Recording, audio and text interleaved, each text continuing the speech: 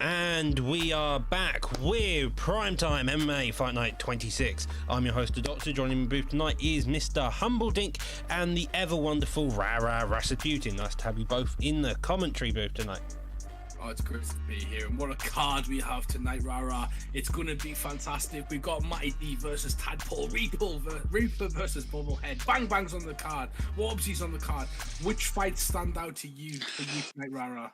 I gotta say, one of my favourites is looking to be Dirty Dave, really. I do love that guy. Really good fighting calibre as well, because he's obviously been picking up some wins recently. So to climb up that card. I got Go on, sorry. Matty D as well on the main event, as you said, with Tadpole. That's going to be a really good one. Matty D and Tadpole being one of the most renowned Xbox strikers in our Xbox division, as you said. Also, Humble, you have Bang Bang switches between both consoles, putting on the fights everywhere he goes. Caliber, fought tough competition, never wants to stop challenging himself and constantly push the pace. David Dave as well. We all know that mental Merson Pudgy he's fighting, so should be an interesting fight. Moving on to the prelims, though, you've got names such as High Roller, Demon making his return, Ginga. Ricardo and Darsh will be an interesting fight, as well as Intro. Intro's always a good fight. Heavy striker, definitely has got the skills to take on the likes of TFA Boss Ross. Amazing. Yeah, you got Please Don't Wrestle Me versus GSP is the first fight on the card, and that's a fantastic fight in the PlayStation video. Rishi being one of my old friends, old guys in the community who I've watched for a long time. And Please Don't Wrestle Me, somebody who's been prolific. That's going to be a very interesting fight to start the card. I feel like that brings us straight into the beginning fight of this evening with that fight indeed. What would you particularly say is the strong points within both fighters? It would definitely be the grappling of Rishi, but he does like to strike. He doesn't like to cheese a lot. He's one of them people who doesn't like to get the cheesy going on. But Please Don't Wrestle Me usually doesn't like to be wrestled, believe it or not. But he'll always start the fight with trying for a takedown, as he did last time we watched him fight. He's obviously 1-on-1 at the minute, and he Please Don't Wrestle Me, so... Yep. Well, the Conor McGregor pick would definitely indicate that he can just do the striking as well as the wrestling. And McGregor, on the other hand, he's definitely looked to put on his power. And so far, both of them meeting each other in the middle, figuring out this distance. A spin kick starting already, starting quite aggressive. Misses to deep. A body kick lands very close in the pocket. He has got to be wary of this. And now both of them just trying to manage that distance, Humble. Amazing pick as well from GSP, because he's picked that Conor McGregor pick, a prolific pick amongst the war camp, celebrating their brother who passed away last year, and Scott Hector. So amazing for them to continue putting that forward and making sure his memory lives on. As Justin Poirier comes forward, though, he's got them heavy hands. He needs to be careful, because Conor McGregor's counter-striking Rara is absolutely dangerous. Yeah, for sure. As you can see, he's got that really heavy lead hand, should I say. I don't really know how that works. I don't know what the star rating is or anything on it, but it's just really heavy, because Conor McGregor has got that lead hand. It's just like, if that catches you from a counter, you're screwed, if you ask me. McGregor shoots a takedown, the jab straight, seems to be doing it. A wild kick beginning, and WrestleMe now is starting to wait. McGregor put on his pressure, taking a couple pot shots. It'd be nice to see if McGregor can use this jab. We saw it in the last time around with M-Tran when he used McGregor. He had a bit of issues establishing the jab. The jab is one of the main tools of the fight game, and if you can get that started setting up, you can normally manage your distance quite well, Humble. Yeah, 100%. And it's a bit of a tentative round from both guys. I expected a bit more exchanging in the pocket, but obviously with the stakes on the line here, neither guy wanting to take that L or even commit to something at the moment. You got Conor McGregor trying to counter punch slightly, but Please Don't Wrestle Me also using Dustin Poirier in the same manner, Rara. Definitely is, because he's looking to use that push kick. Oh, nice stun there. Really good. The power of Dustin Poirier. Obviously you've got that wrestling as well if things aren't going too well on the feet to use, which I'd quite like to see him use. And again he stuns him there, and he looks to dig to the body. Because he's using that push kick, the back push kick, very well. If you look to push him across the cage, Doc. Well, the thing is also, going on to Humble's point here about the counter-punching, so far McGregor's been the aggressor. Normally you see McGregor's playing the aggressor, looking for a counter afterwards, make your opponent overextend to want to get the payback. So far, though, Poirier's standing on the back foot and slowly picking his opponent apart. That's how he's got the last two stuns. He's just managed to sneak shots in, and that body shot with that lead hooks over the course of this next round or so is probably going to play dividends to the later rounds. You can especially actually already see with the stamina advantage here, another team gets it fighting. You've got to imagine that McGregor does need to start changing up his game here coming into this next round. Yeah, he's looking for that counter left hook. He's looking for the left hook of the body to kind of bait the Poirier. Big shot coming through right there. But so far for me, please don't wrestle me. He's comfortable. He's on the outside. He's kind of picking off GSP. I'd say Brownie needs to kind of... He needs to pick one or the other at the moment. He's in mid-range, and that's a terrible position to be in against somebody like Poirier. Yeah, Poirier has that jab, he has a straight, and that's like, this is the idea. You're also seeing him plant as well. You see that jab, lead hook to the body, jab, rear hook. It's just those abilities planting your shots, also allow him to come quicker. McGregor, on the other hand, as you mentioned, is coming in this middle range section and isn't committing to he want to play in the offense or the defense. He needs to do one or the other and start establishing that jab, I feel like, Rara. Yeah, definitely. It's just like with Poirier, though, you want to look to be using those calf kicks a bit more because he hasn't really thrown them around one, and that might be helping him to slow down Connor's movement quite a bit. With Connor, though, you have got to use... You've got to... It's like you said previously, that you've got to commit to one or the other. You cannot just kind of dilly-dally between two. You've got to be either pressure in, or sitting back. Yeah, as that stamina, as that body starts to get hurt, obviously Conor McGregor, he can kind of lose that momentum as he goes forward, but he's always scary in any part of the fight. One shot can end it at any point, Doctor. Yeah, one shot can end it. McGregor's power is known and notorious across every game. You don't want to be trading in the pocket with him, and so far Poirier's done a fantastic job at doing that. He's picking his shots wisely. He's landing a couple shots and getting out. He's not looking to see the damage he's done. He's just exiting the pocket and playing the footsie game. McGregor's also trying to play the footsie game, but he just can't seem to make a commitment to playing on the aggression when he needs to and when he doesn't. And we see a bit of that jab come out, but again, Poirier's also getting a lot of the better shots off Rara. Yeah, because he's using those leg kicks really well too. Not leg kicks, sorry, body kicks to just work the body of McGregor. And obviously, because McGregor lacks stamina, you're going to have, after so long, the ability to just knock him out, really. Because you've obviously worked the body for so long, I don't really know. And I'm seeing Brownie kind of evade some shots. He's using his head to move.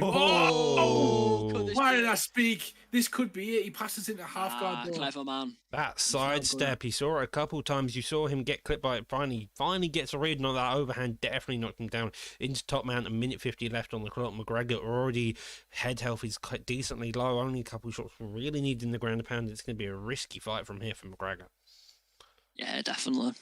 Gonna go there. He's going for the submission now. Ooh, this is it. That's banned. Is it? Oh, that's a mounted go-go. He's just gone for a mounted go-go player. That's a banned. Oh, for God's sake! Huh? He's gonna get out, but we may. Oh, is he? Is he? Oh no! He does look like he's gonna get out. I mean, he's got out. GSP, I'm letting this on. I would agree. So close. Okay, and he does get out. Interesting scenario that will have to be looked at after this fight card. Good job by McGregor too. I suggest getting out. McGregor now clearly annoyed. Poirier gets the knockdown, and not a knockdown, but he's got a stun, and McGregor's really hurt. He does get the knockdown now, and surely he finishes this now. If he survives this, then fair play. Oh, nice out there. Interesting. Other than the go-go platter, Poirier looked really impressive there. If we just really ignore the go-go. We can, but now we'll let the guys in the truck deal with the go-go platter, as we'll just continue to believe that Poirier won that fight, or please don't touch me, won that fight. But they'll have a look at that and they'll tell us what the situation is. But he did have a great fight there. He looked like he was fully in control. His movement was the key. The amount of shots he was throwing, and then when he did throw, he committed to his shots rather than GSP, who kind of sat on the outside and then kind of dilly-dallied in that mid-range. He committed to where he wanted to be, and it did him well going later on in the fight, Doctor. Yeah, again, it's the issue. If you're going to play someone like McGregor, you need to commit to a jab. I think it's the one thing I've seen consistently when viewing a lot of these fights and seeing people fight with PT, is the jab. It's one of the main tools. You need to use it. You need to establish it just to work your opponent down to manage that distance. But with that being said, let's go straight into this next fight already. TMF Toasty Toes versus TFA Funky on the Xbox side. I'm not sure how it's correct on the graphic or not, but Here we are, and we're up to Oh, the fight. Funky. Here we go. Funky is definitely a guy who loves that wrestling. He's not the best at striking, and I don't think he'll mind me admitting that to him. But if you can take you down, you're staying down. I mean, we have Funky as Gastelum, TMF Toasty as Holland. Holland's definitely known for his bottom game, although he stays on it quite a bit. Both of them striking fairly decently. You have got to be wary of Holland's long legs and arms here. He's got all them T-Ferg sort of combinations. Oh, he's stunned already here. Back against the fence. Gastelum goes for the takedown. Nice work. And then Holland stays up. Nice the balance on the feet right there. Gets out. Oh, here we go. Rashley's going for it again. Ooh. Holland playing already like a mental man. We've got a flying knee. We've got a stun. Yeah. And so far, Gastelum seems to be on the back foot. Spinning heel kick. Narrowly avoided. Dig down to the body. And again, another body shot follows in retaliation. Humble. And both of these are not non-stop in their fighting capacity currently. Nice body work right there. Yeah, you are completely right. None of these guys are kind of letting off. Even Gastelum, he's been hit a few times. He's been hurt. It's not stopping him. Mainly because Holland's throwing a lot of big shots, right? So when someone throws a big shot, sometimes you know that if you dodge one of them, you can get off a massive shot of your own, a big rock, a big stun. And sometimes people wait for that, especially me. If I can see my opponent throwing them big shots, he gets This could be it. Kevin Holland really putting on a performance here. Holland is, Holland really is. It's impressive right now. Holland's just putting his pressure, choosing his shot so widely. He's missing a couple. Gastelum trying his hardest, finally gets the body lock, and he's now on the floor. This is exactly the change of pace he needs, Humble. Man, these guys are that's a crazy pace they've put on so far. But like I said, them big shots so far for Gastelum, he needs to kind of avoid them ones. He needs to sidestep. He needs to try and time one of their movements, or stay on top in the position he wants to right now as Holland gets out. And Holland flips him. Commentary curse there, evidently being. You don't want to be getting flipped, especially if they've got no grapple advantage on you. You don't want to be getting flipped there. And obviously, Kevin Holland's smartly get back to his feet and just carry on with his striking because he's out striking him at the moment. But if you are Kelvin Gastelum, you are going to want to just sidestep. Oh, nice takedown. As you may want to look to get into full guard or rubber guard goes into a top mount. Yeah, and he gets the top mount flip. I think he does indeed. Wonderful. He's going to probably look to mount him. That's a scary idea. Maybe armbar. Yeah, the denial there is massive. 50 seconds left on the clock, though, and you've got to be wary, though. The escape buff's down fairly high. Does ditch it. Yeah. If she gets the mount, she gets into half guard, could potentially be dangerous here because she's just looking, get control time, seal out the round, really. And how demoralizing is this when you're the wrestler, you're the guy who wants to take the floor to the mat, take the game to the mat, and then the guy that is outstriking you is starting to outgrapple you as well, Doctor. Yeah, he really is. Like, this was your main game plan. You saw, like, you had a bit to get on the feet. You got taken down. You got the takedowns, and then you got reversed, and now you're in the predicament where you're the one getting out grappled. Gastelum's got to really dig deep, come into the second round, looking for the kill, and start to build it all up now. Work touch of gloves in the center of the octagon. Here we go. If I'm Gastelum right now, I shrug that off. It's something that I just say, right, that was a bad round. It was a bad round. I need to come out and I need to forget about that round. I need to win 2 more. That's kind of how I take that one. How would you approach this one, Rasta? Yeah, I'd approach this one, just relax it, really. Always he's been stunned there. It's not what you want. Because you've just got to carry on with what you're doing in the first round. Because if it's working, as you can clearly see with the takedown there. Oh, he does get into backside, though. Seems that Funky has kind of come out this round a bit better off, maybe. Both of them are still fairly early into the first round. Only 3 minutes 50 so far done, and now Gastelum's on top, looking for this striking advantage. You've also seen Holland's has that rubber guard, and that's going to be probably the mainstay what he's looking for. Does get the Darwin top mount. Again, though, could go any possibility way. We've seen how easy it is for both of them to reverse. Does get denial again, and now it's just a case of Funky making the right call, probably going for the top mount. He has got full GA there, doesn't use it, and now Holland looking to get into the full guard. And he flips him. Oh, wow. I wasn't expecting him to get that right there. Holland pushes up and stands up. He doesn't want any of that ground game anymore. If I am Funky, I'm taking him immediately straight back down, especially when he stands back up and lets you know I don't want any part of that ground game. So great strategy so far from Gastelum to come out in this round after a bad first round, and kind of it seems to be leading so far. Sorry. Yeah, Rasta. Rasta. I'm not a blooming musician. Anyway, it's really good though, Kevin Holland. Just like with Funky, he's doing what you want to use with Gaston. You want to cut in close, use that striking, look for a takedown. That's how I use Gaston personally. Anyway, I don't know if that's like the correct way to use Kelvin Gaston. That isn't the correct way to use it. He's got a chin and a half, but there's not many times can someone take a spinning heel kick to the face. Holland so far probably wants to use his length, pitter patter him, because you've already got knocked down. Beautiful. Lovely uppercut there, narrowly avoids him. He's gassed, and both of them seem to have a bit of issue on their cardio. Digs down to the body again. Leg kick fires in retaliation. A minute 20 left on the clock, and so far it seems like Holland's winning the fight, although Gastelum's made some fantastic adjustments coming into the second round. Keeps digging into that body with that left hook, and so far it's not really done too much damage towards Holland or put him off kind of coming forward. He shoots for a takedown and he gets it. He must feel that he's secured this round so far with the amount of rocks he's had, and now he's going for a heel hook. Rah. I love a leg lock. I mean, if he gets this, I'm putting it sub of the night. I don't care. I just love leg locks or heel Only hooks, 25 seconds left within the round, though. Does ditch it afterwards. He's probably going to look for a bit of top mount damage, maybe with get up. Bit of control time, that's fair. Looking to get more control time with it than actually finish the fight with the submission, which is a very smart move. Is it? I have to question it because surely if you get more stages of that submission... I don't question it. Would it not help your the scorecards if you get closer towards finishing a submission than you would if you let go of it and just use the control time? I don't think it really matters when you heel kick your opponent in the face, to be fair. You're right.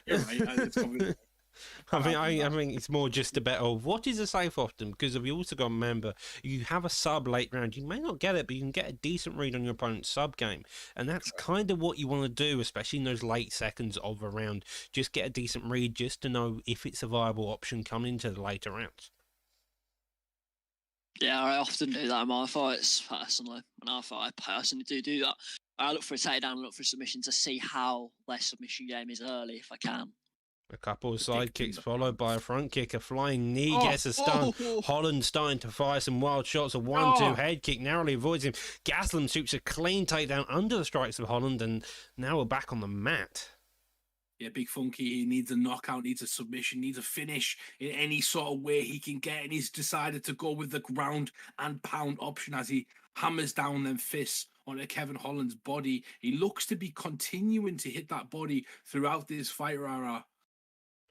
Yeah, he definitely does. He looks to work the body, but it's not really working very well, is it? If you really look at the stamina difference that I'm presuming there is because of the knockdowns that Kevin Holland has achieved in this fight. But if I'm Gastelum, I just want to get the fight to the feet and just try and knock the fucker out. Go big or go home, you know.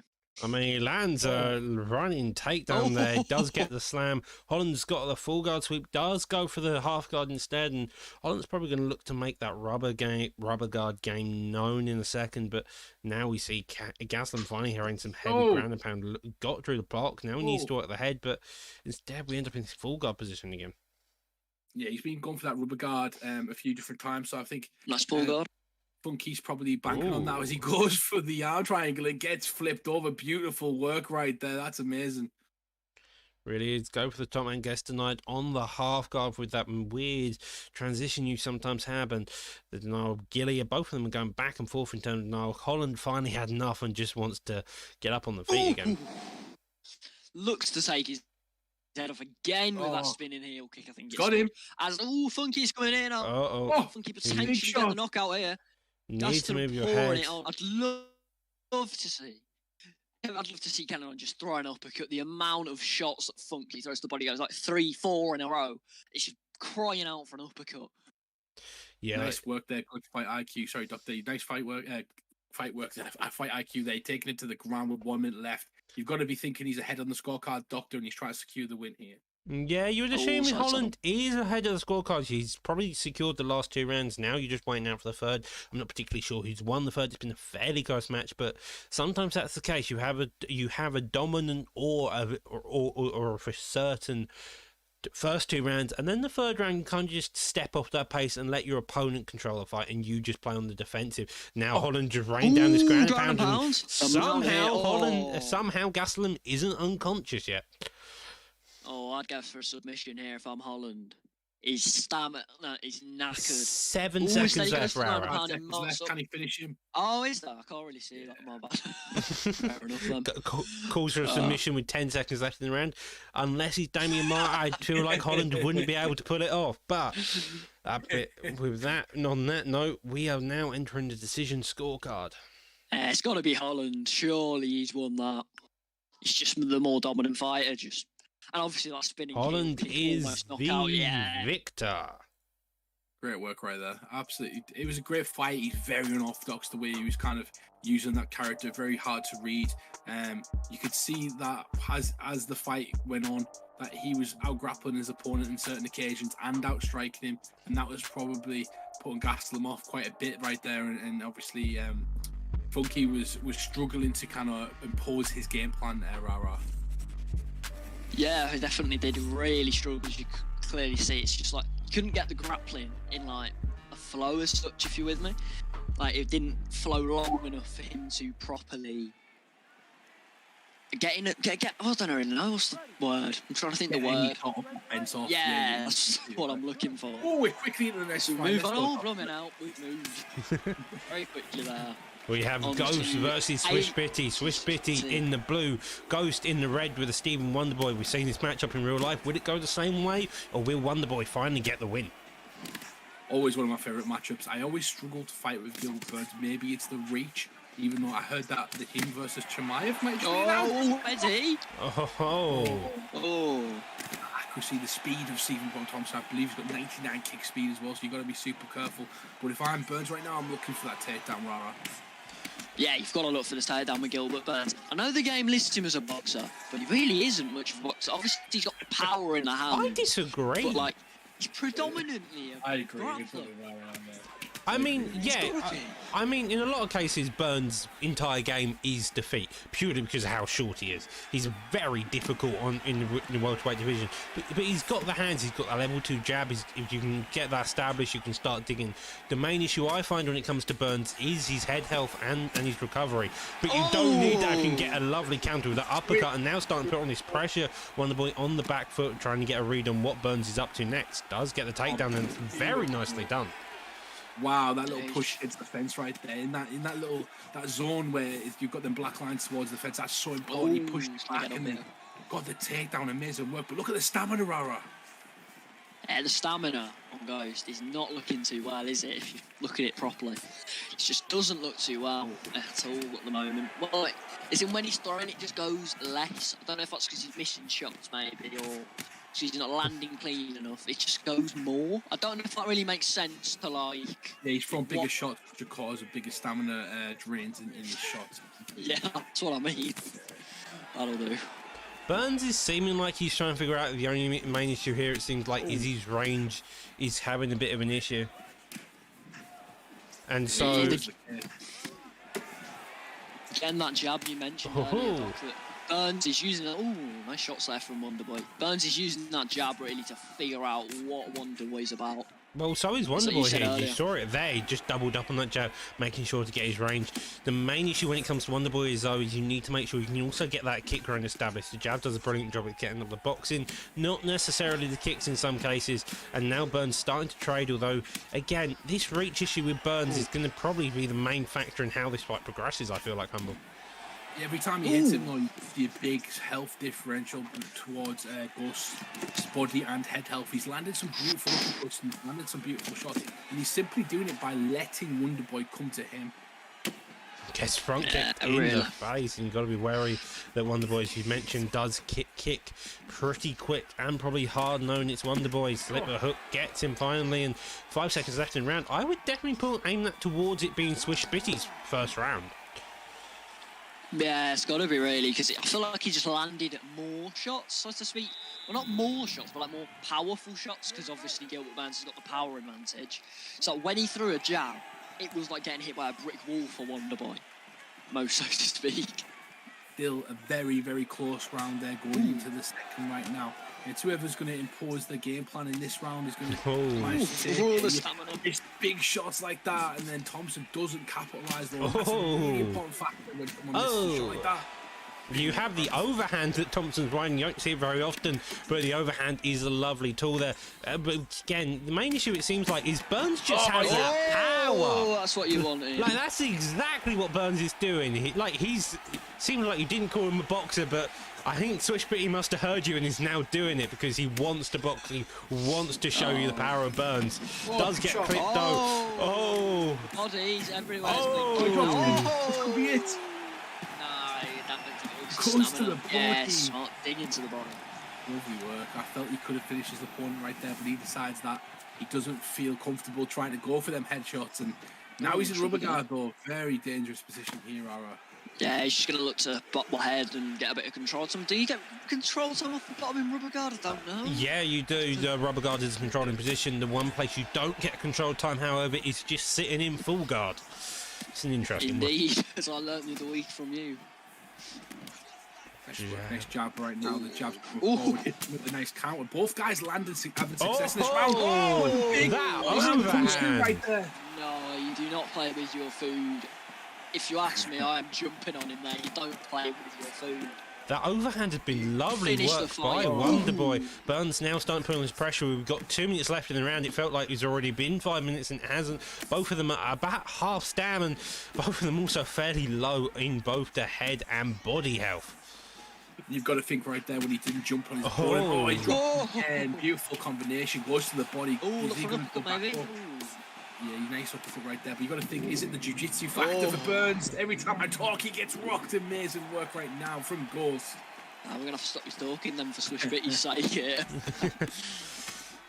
Burns starting to put on this, being on the back foot. Thompson now starting to establish that jab a bit more. The lead hook comes in. He knows he doesn't want to trade your body kick fires, and an elbow, uppercut, and double jab with a straight down the middle afterwards. Both of them knowing that one shot can put them down. And Burns so far seems to have the pattern. He needs one shot. Thompson needs a couple, but it's a close fight either way. Yeah, definitely. But if I'm Wonderboy, I'm looking to use those push kicks more to keep a guy like Burns who, yeah, he's got power, but he's not got reach. You've got the reach advantage, so use it as he breaks his leg, I think. I don't really know what's going on I think there. he got a leg break.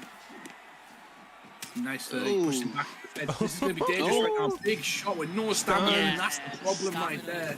Gets him dropped, and now Wonderboy in a risky position. Nearly gets the finish, and he does. Swish Bitty gets the finish in the second round. Amazing work for Swish Bitty in a fight I believe was a back and forth absolute war, guys. I mean, the first round started out fairly controlled, then that second round, any sense of technique or semblance went out the window. Did I hear the prime time guarantee just entered the room right there? That was amazing. I want to fight. Yeah. Prime time, prime fight, you know. There is a couple of people who will guarantee you a banger of a fight, and Swish Bitty is one of them.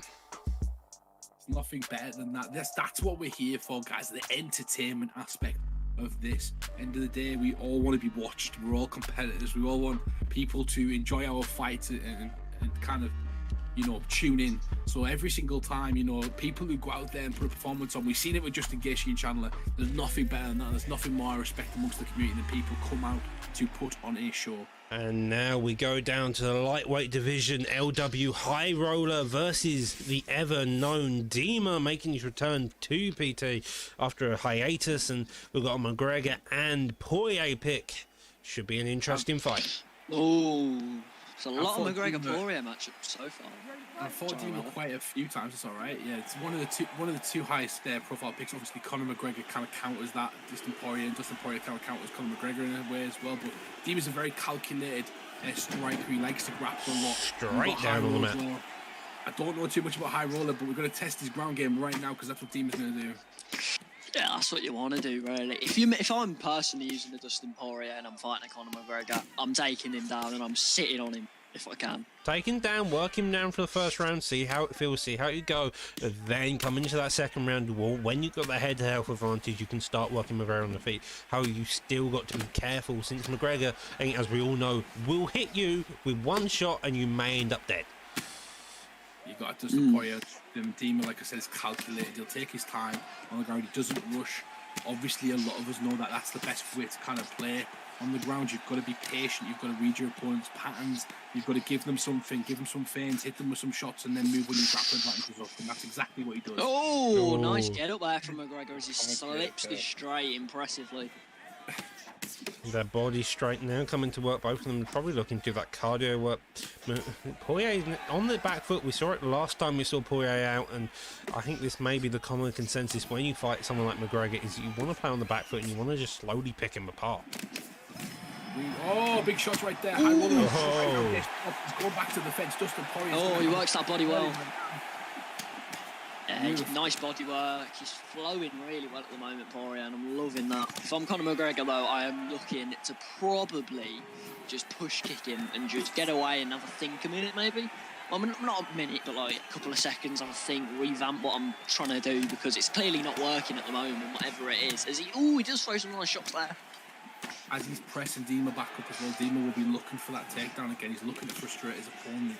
When it does get back to the feet, there we go, exactly as I timed it. When it does get back to the feet, obviously you're worried about that takedown, you're worried about the ground and pounding, you're worried about the patience, because he just eats away at the clock, Doctor. Yeah, it does eat away at the clock. That's the main thing of the grappling. Even when you're losing the fight, you've got to either stay calm or you're going to end up frustrated, and that's where you make mistakes. That's where you give up positions like top mount, and that's the one thing McGregor's will be wary of. An arm triangle now, a minute left in the clock, probably looking to either just last out the clock, maybe get a read on the sub game, see if we can get a deny later down the line and start doing it. So far, good tracking by both sides. He always seems to be there on the blue, but not enough to really make it count. 40 seconds now, and Dima ditches it. The sub game did not look too good there from High Roller, was it? I think on the bottom. Yeah, High Roller. Yeah, High Roller on the bottom. Sub defense didn't look too good, considering the stamina disadvantage. Rara, what do you think that was? What do you think about the arm triangles as well? Because it's just a risk-free move, really. You don't really give up position, you don't really get turned, so it's a perfect submission to kind of test out your opponent. So yeah, arm triangle, I love it.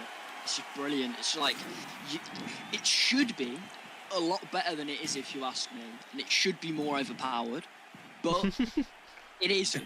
Let's not get talking about subs and being overpowered. We've seen the state of some of the subs in this game.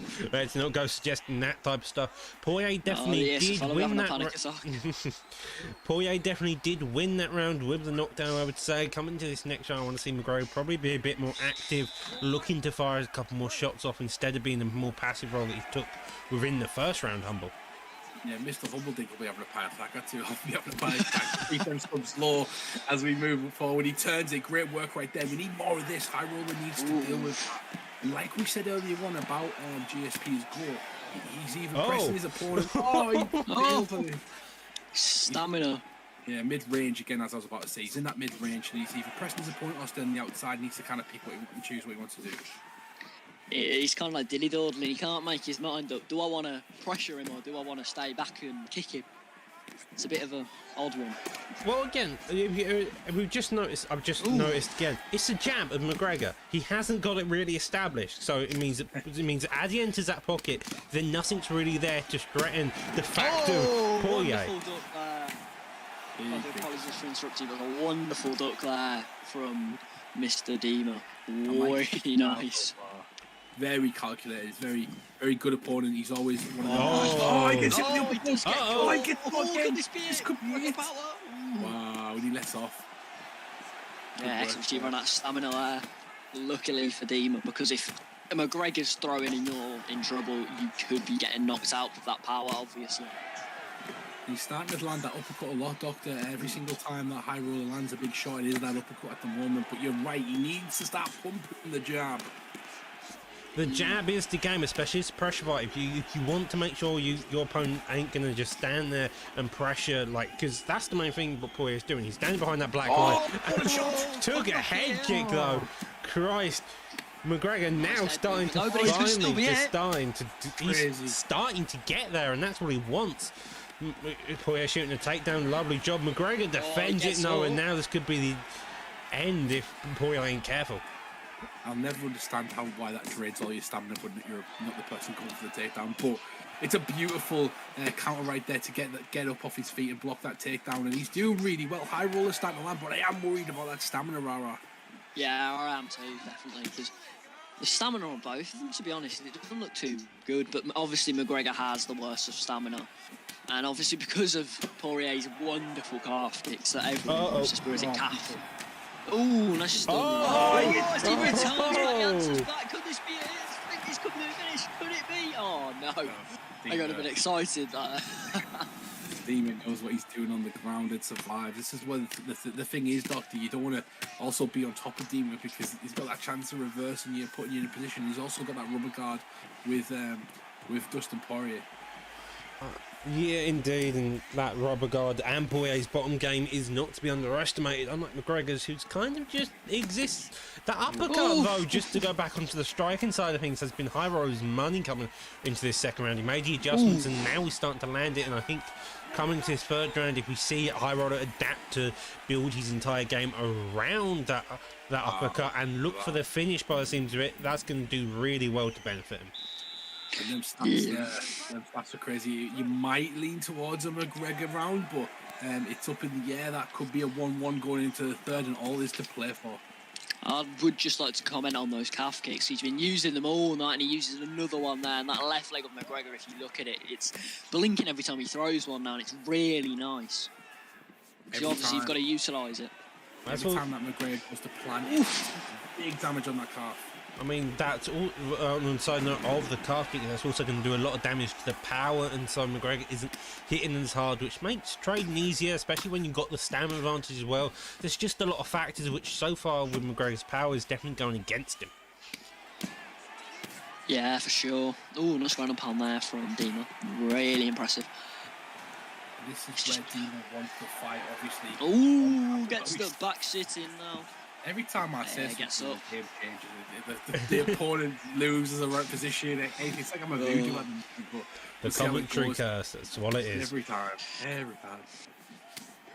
Ooh, again with the calf kicks. Poirier's staying fairly patient now. He knows he's probably won the last two rounds, and so he's just happy to make McGregor make the move, slowly chip away at that leg, until McGregor realises that that leg is gone. He'd probably benefit from actually throwing a full-on leg kick, dodges over the uppercut, nice dodge, now finally kicks in straight down the middle, gets a stunner, hook follows, and now McGregor looks like he wants to play aggressive, but it's so evident he's on the back foot. And finally he's broken that leg. And now McGregor, he's not down from it. Could potentially jump on him, maybe not. But he's still not changing stance. He's determined to stick with that stance. And I respect it. Still, you're going to have to, otherwise you're going to have stoppages. He finally switches stance. Wow. But could it be too little too late now? Oh, no, maybe not. That was some extraordinary fight IQ from Dima right there. Just beautiful to go to the leg and continue doing that. It paid off in the third round after struggling and getting rocked and knocked down a few times in that second round. He's doing a fantastic job. He's just a calculated competitor, calculated opponent. You've got to be careful with every single thing you do against him, because he will capitalise and he will hurt you. A minute 30 left on this clock. McGregor now in the bottom guard. Dima staying fairly active. Nice does denial. get up though, and now McGregor has the chance, and he needs to put on this pressure. He needs to commit to it. If he doesn't, he's probably going to lose by decision. Head kick follows, well stunned. Uppercut follows as well. The head held slightly blinking to Poirier. Poirier goes for a takedown, does get it. Yeah, smart man. Sorry there, Doc, but just sit on him. Honestly, if I'm him, sit on him and take the round. You've already got the knockdown. Just sit on him. That's literally my advice. Sit on the fucker. Sit on that fucker and just make sure he does not get back to his feet. 30 seconds coming left, out aggressive, there is. knowing what he wants and wanting it to happen. Dima seems to be taking said advice. McGregor's spitting blood about the place, and with 4 seconds left in the round, I think we can safely say that Poirier took the victory, you would hope. Yeah.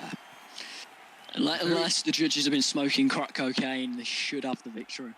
I mean, the second round was quite close because of the knockdowns of the rocks. The third, I don't believe, was a close round, but very nice and calculated performance from Dima. But I do have him up 2-1 on the judges' scorecards right now. Great fight overall. It was a different fight from what we had in the previous one, but a very nice showing from both guys. And even even the loser here didn't have some damage in the fight or wasn't winning at one point. Yeah, for sure. Still, can I just comment that I don't really like Conor McGregor. Just looks a bit weird. It's just like a thought. Like, I figured I'd have a nice win after 29-27 unanimous decision. What?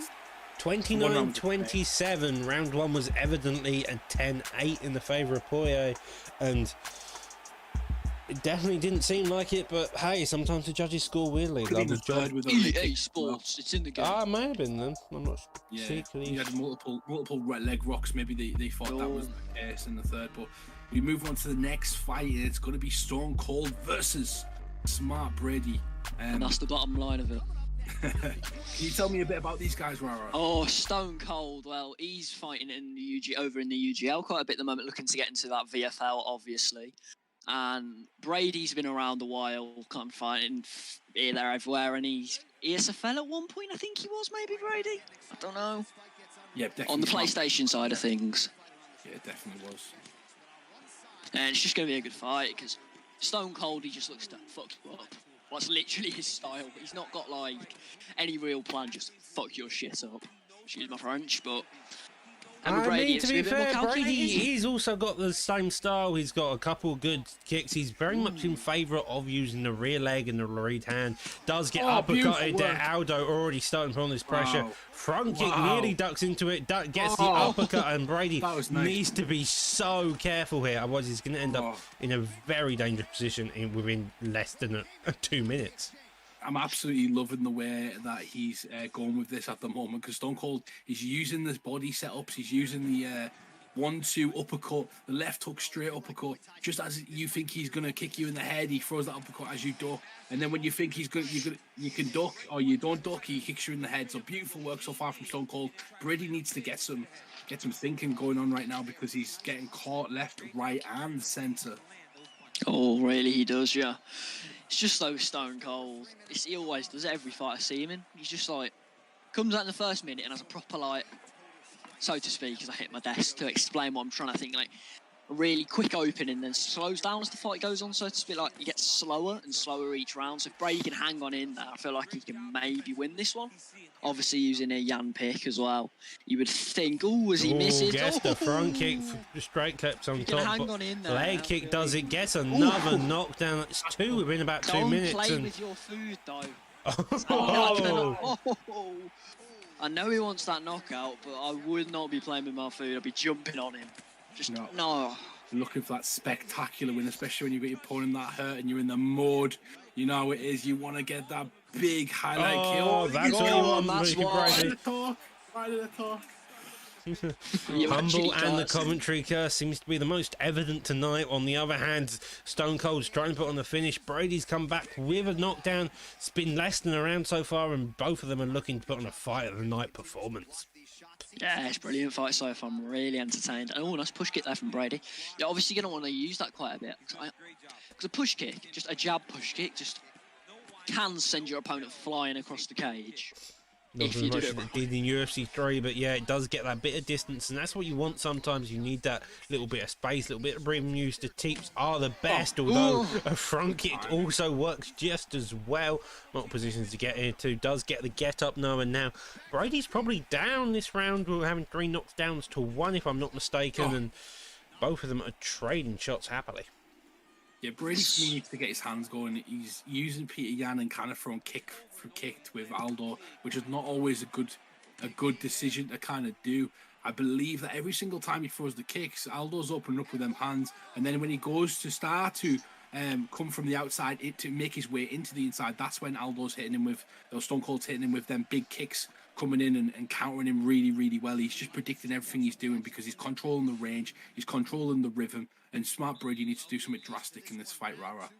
Yeah, he does definitely, but with obviously Jose Aldo, but you do want to look at those leg kicks because they're obviously, I think, 95 or something stupid like that. I don't know exact statistics on them, or a 4-star or whatever you call them. I don't know. He's got Just a the leg 5-star kicks, rear he's leg using kick, and Aldo hits like a truck when you do get hit, and so it's just one of those main things when you've got to be wary. Though Jan's already starting on a bit of boxing, front kick narrowly avoids Aldo's chin. Aldo now staying a bit more patient, letting Jan open up, now looking for his shots. Does get head kick straight, narrowly avoids clipping in, because this is already a minute into this fight, and both of them are already throwing some big shots. Brady just seems to be struggling with the range. Just apologise, they're humble, but he just does struggle with the range. Like, he's throwing blooming push kicks and crap from halfway across the bloody cage. Like, they're not going to land, and it's just going to tax your stamina. Yeah, and that hesitancy comes from the amount of shots and damage he's took in that first round, and just being outclassed in the pocket, being outclassed at range. He's struggling to get in and kind of landing in his offense that he needs to. But I do believe he's landed a few big shots in this round. It's just his stamina. He can't be whiffing shots like that.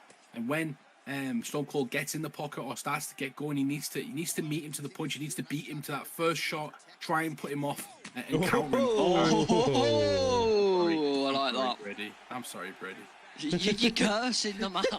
I love this. This is going to be the tale of the card. Humble says something, the other person does what he wants. Head kick narrowly avoided.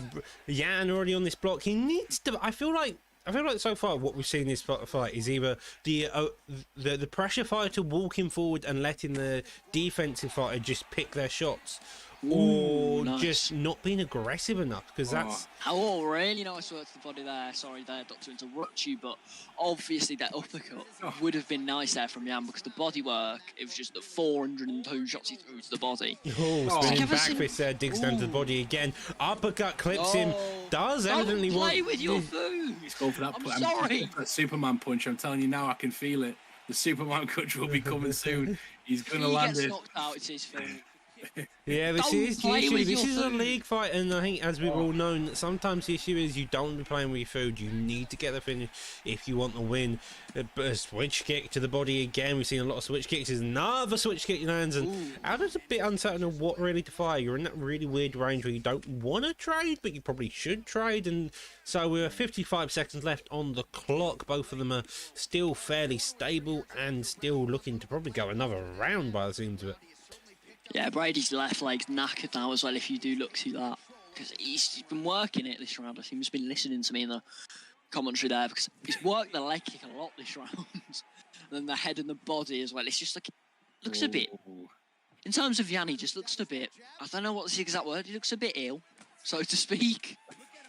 A bit like he's had his crap messed up and now he's just trying to hang on almost. But then again, I say that and Jose don't look too well either. I mean, to be fair, they have just been having a fight for the last 10 minutes per hour. I don't think anybody would look particularly good. With that being on that peculiar note and commentary section by Rara, we can definitely say that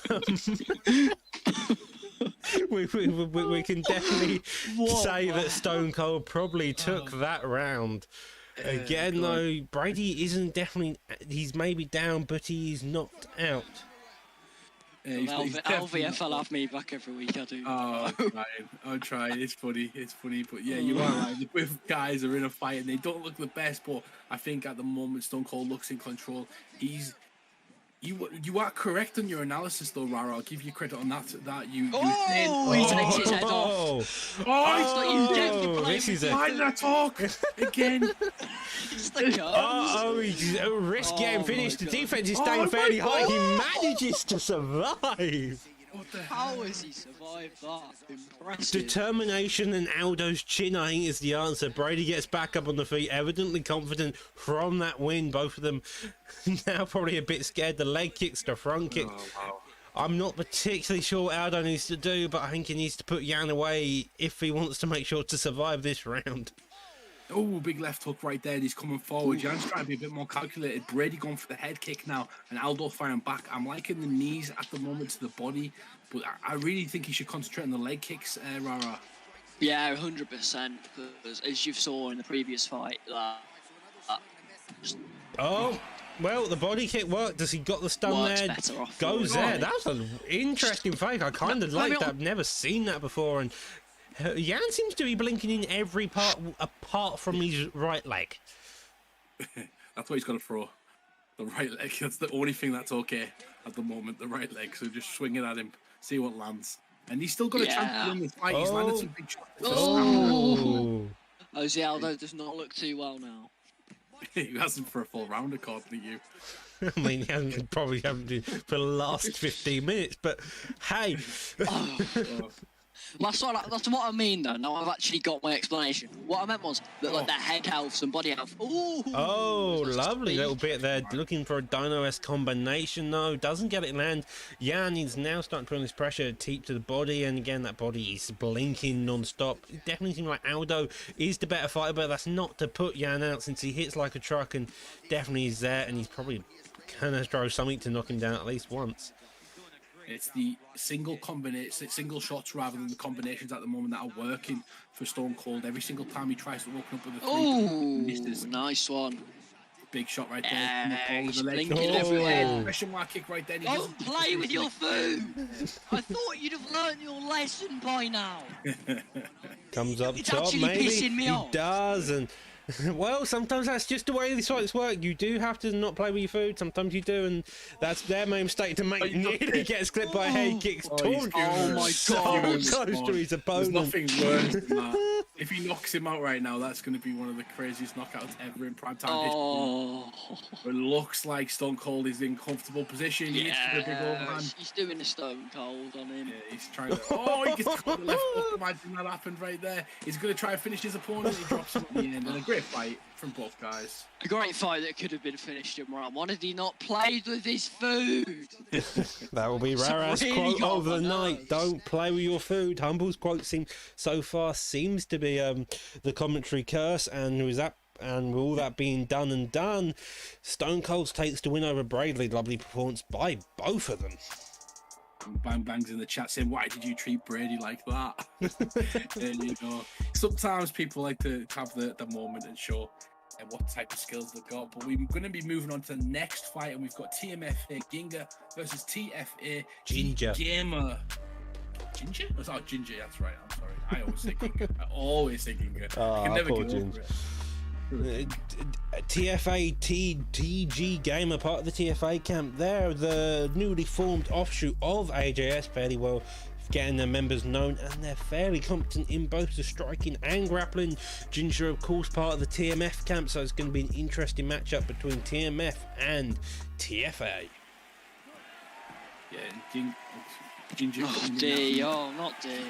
Ginger coming in at number 8 at the moment, so good ranking. Oh, the revolution, as we say. Camp from this fight. Ooh. Hey, well, I'm actually here now. It took me about 30 seconds to catch up. I've still been looking at the commentary. I think about 5 minutes. Big leg kick right Playing lovely job there, getting that takedown. Now Ginger on the back foot does get sprawl and probably wants to look for a get up. He is fairly close to cage, does allow his backside to be taken. Does get his back? No, he doesn't. Lovely job there by Ginger, and 4 minutes left on the clock. Both of them staying fairly active already. Yeah, definitely. I'm loving that. I wasn't expecting the fight to go to the ground as a Robert Whittaker pick, but I've seen it a few times at primetime recently of these guys kind of surprising each other, and the grapplers becoming the strikers becoming the grapplers, etc. But Robert Whittaker known for his movement, so maybe a little bit of a switch up right there. Yeah, from what I hear, I'm a bit of an MMA casual, so correct me if I'm wrong. But Robert Whittaker does have quite a good background in wrestling, so to speak. Obviously, he's more predominantly a striker, but he does have that background in wrestling. Something about like a camp or something he owns. I don't really know the ins and outs of it. Well, within the stats at least, you never know. But within the stats at least, both his top and bottom games mediocre, and he's just about enough. And that's what you want as soon as you get on the foot. How to make a statement after you've just spent half a round cuddling is by just doing that, getting pulled back and simple stun. TG Gamer seeming trying to get his range done.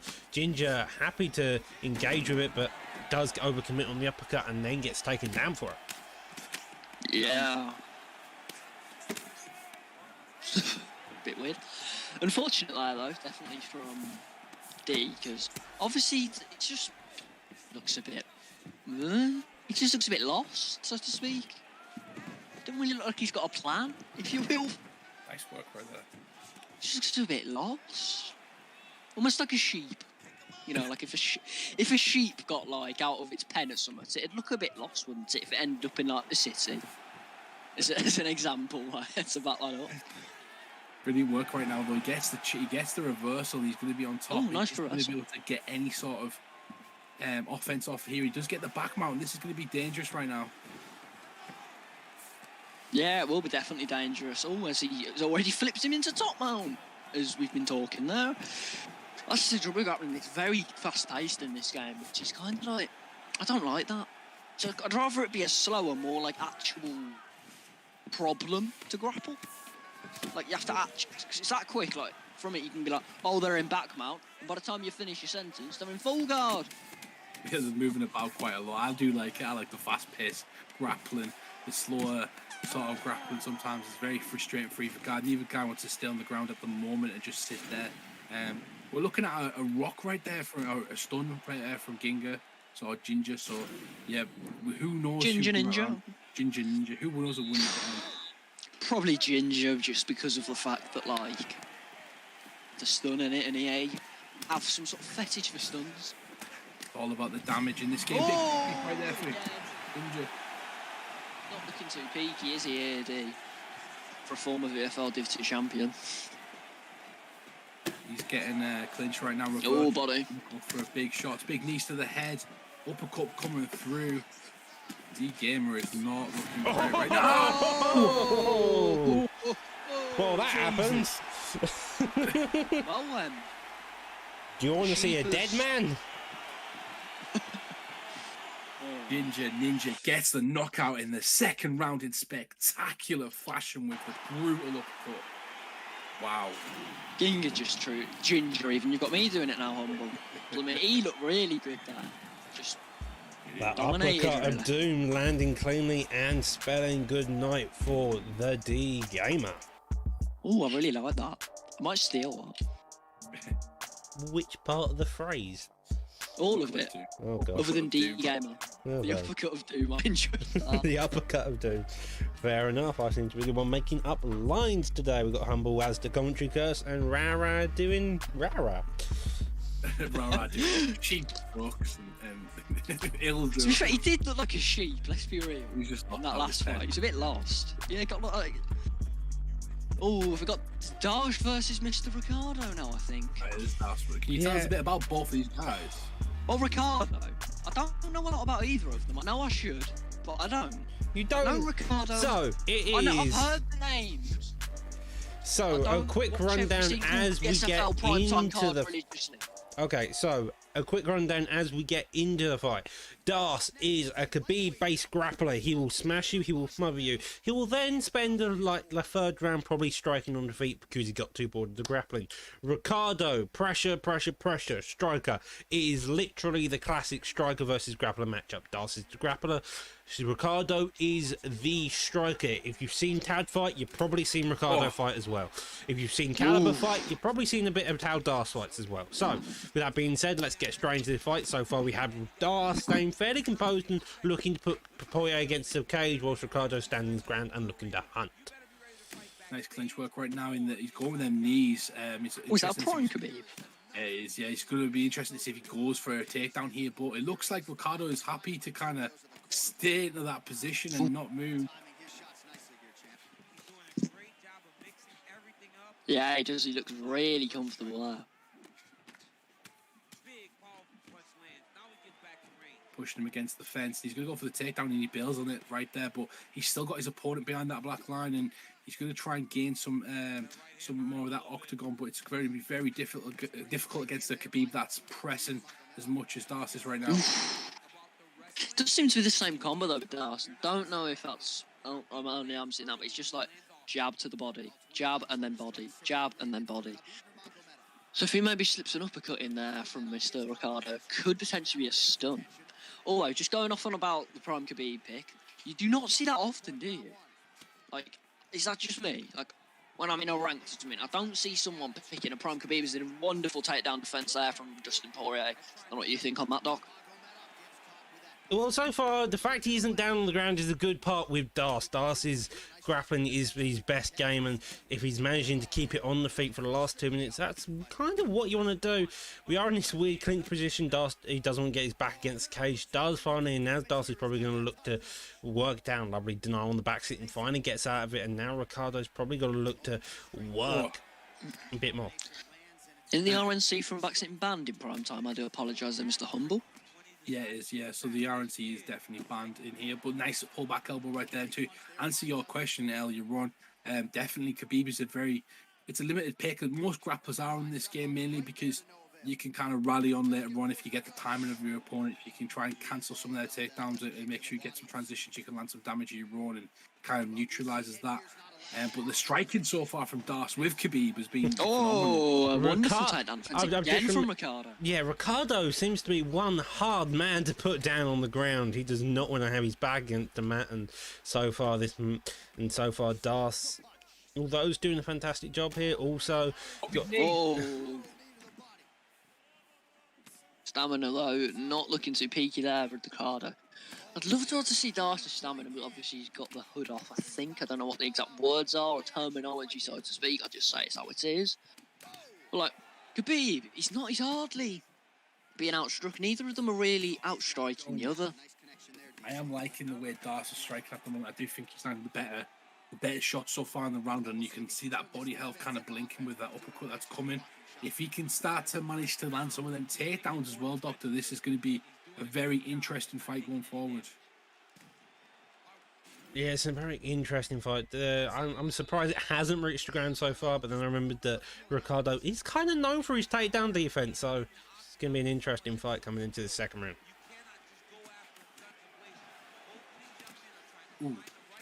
Big straight down the middle right there. He's pressing his opponent back. And this is kind of what I wanted to see from Ricardo.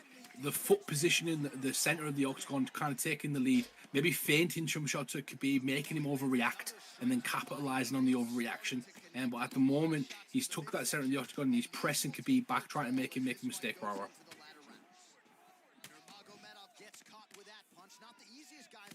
Seem to have lost Rara. So I caught Doctor. Doctor, what have you seen in the fight so far? I'm seeing a fairly controlled pace by Ricardo. He's making sure to trade, and so far, may get it down. Finally gets it down. That's exactly what he wants to do. Beautiful work. Khabib is now exactly where he wants to be, as Doc just said right there. He's going to try and pass into half guard, but Dustin does a great job, and he does have an amazing sweep right there from Ricardo. Great work. And now he's going to have some chance to kind of do some damage. He chooses to stand. Both of them are fairly patient. Darsh, again, this seems to be a striking matchup for Darsh, and maybe I think Khabib may have been a weird pick, but somehow it's working for him. Body kick fires, and Poirier still staying fairly composed, just slowly piecing them together. Definitely seeing Ricardo starting to come out of his shell a bit more now. The positioning of Ricardo, he's starting to press Khabib back against that fence, and that's where he needs to be. He needs to be feinting them shots, making sure that his opponent misses and the huge shots. And great work right now. He's going to go for the takedown. He gets it in a half guard. Khabib is definitely using that striking quite well. Obviously, he's getting pressured, but he's landing clean shots when he does hit. If you look, I don't know if it'll happen again in this fight, but if you look next time at Ricardo's health when Khabib throws a shot, like his head health when he goes to combo. Beautiful work right there. Just as you said, he lands a knee to the body, but Ricardo coming back with his own body kick, and he's starting to fire off a lot more. He needs to do that if he wants to win this fight, Doctor. Ooh. Yeah, but I don't know. It would be interesting to see Darsh's stamina right now, just to see if it's anywhere near the statement of Ricardo. That's what I'm saying. Now, body health is fairly low, and he did get stunned there, and this is going to be a very interesting fight coming into the third round. I don't think it gets finished here now. What is it with these fights getting near the third rounds today? I don't think we've had a fight. I don't think we've had a fight so far. Oh, as he stuns him again. Maybe it won't go to the third round. Maybe it'll get finished here. Darsh already putting a couple of elbows down. Could get the posture up if he has enough cardio. Goes to the top mount. Doesn't get it, and now this is an interesting fight. Beautiful work there. Tries to posture up, and Khabib on top. Not what you want to see right now if you are Ricardo. Yeah, Ricardo's stamina is truly knackered, so coming into that third round, you're surely going to be thinking that Khabib has got the advantage going into the third with obviously the body stuns and the body rocks and the knockdown even from a body, I can't remember. I think there was at one point. Yeah, there was a knockdown for the body. I can safely say it was Darcy's round coming to the first round. I'm not particularly sure. Maybe Ricardo, maybe Darcy's, but it's still up for grabs, I would say, coming to this third round. Does shoot for an ankle pick, doesn't get it off the fake glove, and now we're into an interesting fight. Yeah, fake glove touch you. You hate to see it sometimes, and sometimes you love to see it depending, but beautiful work right now from... is he stunned? Is he stunned there? Yeah, he is. He's still hurt. Darsh is trying to put the pressure on.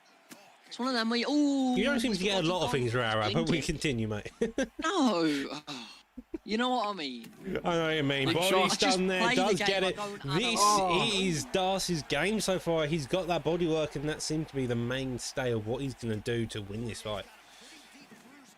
I play the game, I don't understand it, dog. Oh, you have to understand it somewhat to be able to play it. At least you admit it. You know, there's a lot of people don't admit that. Yeah, this is also true. Off topic again, though, and Darsh now in this deadly side control position. This is one of his main positions. Similar to Gamp, he's a very good side control artist. Does get crucifix and... flashbacks to UFC 3 with that crucifix there. Hates the arm triangle, doesn't get it. You shouldn't really fake that, but no harm, no foul as of current. Just not really suggested to fake it. Maybe a submission. I'd love to see a submission from him. Poirier's stamina is truly just like, there, dead, gone, nearly. I'd just love to see a blooming submission from him, because he could pop one. Because he's not thrown one the entire fight, and he is Khabib. You're the Eagle, you're going to throw a submission at some point. I don't think he needs the body shot. I think he's submitting by beating his liver in by the seams of it. Poirier only just managing to survive to the point where it's kind of impressive. The stamina bar being low as Stam gets a double stun though. As he misses. Overhand missing. You can see how gassed Khabib is there. Gets the stun there. Uppercut and puts Poirier out. It's a very good fight. Khabib just managed to get the pressure towards the end of that, and you could just tell once he was turning into a little shell, Poirier, that it was over, really. It's a matter of time. Darsh clearly wanted to kind of put a stamp on that victory there and try and outstrike his opponent with Khabib. He does a good job. He went to the body, mixed up really well. I felt he controlled the majority of the fight. And, you know, we say don't play with your food. He nearly got caught with a massive uppercut. We could have ended the fight. We've seen it before. When he got caught there, but he doesn't. He gets away with it, and he comes away with a massive victory right there over Ricardo. And now, onto the featured event of the prelims. Another KM member coming into the fray. KM Intro versus... We've seen the TFA a few times. I think the last TFA member we had is DG Gamers. They're currently 0-1 on this card. Will they become 1-1, or will KM become 2-0? KM, though. Boss Ross, I love him. Just what a guy. Like, I'm going to be a bit biased here. I just love Boss Ross. What a man. Boss Ross is a bit mental. He's predominantly known for using the car fight as well, so it's going to be an interesting fight just to see how a calf goes up against someone like the likes of KM Intro in the featherweight division. Ooh, interesting. Got a lot of different choices in this division to kind of go from. We just seen an amazing classic between Yayo Rodriguez and Max Holloway in this one, but it looks like we're going to have a calf fight like you guys were saying right there. Was that Michael Johnson I seen right there? I think it was Sadiq Youssef. Oh, Sadiq Youssef. Nice pick, though. An interesting pick. Someone you don't really see a lot. And he's got a lot of power in the hands, Sadiq Youssef, but not really a character that I've played with too much just because of the variety you have in that division. But it should be interesting. Yeah, it should be a really interesting fight, this. So obviously you've got Boss Ross, who, as you've already said, he has picked the calf and is predominantly known for his calf fighting. Which means flippy shit that you can and will throw at you. Flippy shit is sometimes the way to go. Spinny shit is also another, and just crazy stuff in general. I think it's the answer. Dodges around, clips him on the head, and so far intro staying fairly composed with the boxing. Yeah, for sure. High reward though as you go for them spinning shots. If someone sidesteps one of them and lands a clean left hook, it can put your lights out, as we've seen many times with the likes of the Moroccan Lion. and a lot of other guys who use them sort of crane kicks, spinning kicks, etc. So he's got to be super Axe careful when he kick. goes for a big axe kick right there. Well, Boss Ross is a man of many kicks, it seems like. On the other hand, Intro's the man of the basics mastered to a T. Slowly picking apart his opponent, using that boxing, just being very slow paced, looking for shots in between. Body kicks lands in the favour of Boss Ross, and so far, I'm not particularly sure who's winning, both saying fairly composed, Rara. Yeah, they both are very composed. No, there. They both are very composed at the moment. There we go, we Both finally got landing it. little shots, we can get the English out. It's just a nice little fight at the moment. Makes you feel a bit comfortable, so to speak. Yeah, these guys are both very composed at the moment, and it's been a great fight. But misses a massive uppercut to the body, as we see it right there. And it's such a pace, Doctor. I'm worried about the pace, especially for Boss Ross, because, you know, these calf fighters aren't known for the best of stamina, but he's coming out and he's throwing axe kicks, and I think he's threw about 200 punches so far in this round. Oh, that was a lovely step back with the front kick. It does seem like it's like he's still got a minute 30 left on the clock, and he doesn't seem to be decreasing in pace. It's also another thing to note is that Intro's working that body. He's not afraid to do it. A spinny heel kick narrowly avoids Intro's head, starting trading in the pocket a bit more. I'm not sure particularly who's getting the better of these exchanges as he gets knocked down. You would have to assume it's Boss Ross here. Yeah, probably. I'd say so. So I've just managed to fall off my chair there. I was thinking something happened right there. But nice kick. Oh, he goes for the big one, the spin kick right there. And he said something completely wrong. But yeah, he goes for the boxing now. He's going to try and put his opponent out. He's got to be super careful. If I'm Intro right now, I'm starting to dig to the body just like that right there. Beautiful work. That's Intro. exactly what you want. Play with your food. He's not played with his food, and he's going for the finish. Is he going to get it? No, I don't think he will. Oh, Boss Ross flips him on the last 16 seconds left. He's going for an armbar. It's an interesting choice. He's not going to get it. She's Damien Maya, which Doc loves, by the way. I think the man has an actual romantic relationship with him behind the scenes. You're not getting that submission. I think something that you kind of noticed there about playing with your food. It's not just about playing with your food, but the extra damage that he got on top of that as well. It seemed to be Boss Ross's head health at the end that was kind of blinking, and it took that bit extra off his head health, which obviously is going to help him in the later rounds. Casually glancing over Rara's previous statement, yeah, it does seem to be the case that both of them had a fairly constructive fight. I think the knockdown in the favour of Intro definitely won him the round, and with a touch of up start off the second, I would definitely favour Intro in the upcoming round. Yeah, of course, you're going to favour him. I mean, of course, he's a I campmate. don't know why you're going to favour him. It's nothing to do with the campmate or anything.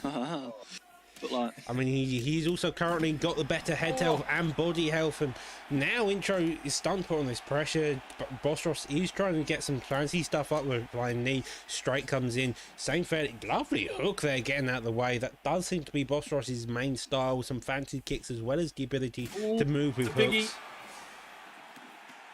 Big hook right there, drops him on the floor, and that looked like it might have been done right there. But I'm liking Intro's confidence right now, the way he's hopping in and out of range, the way he's striking, and it looks like Boss Ross is a bit erratic with his striking, Doctor.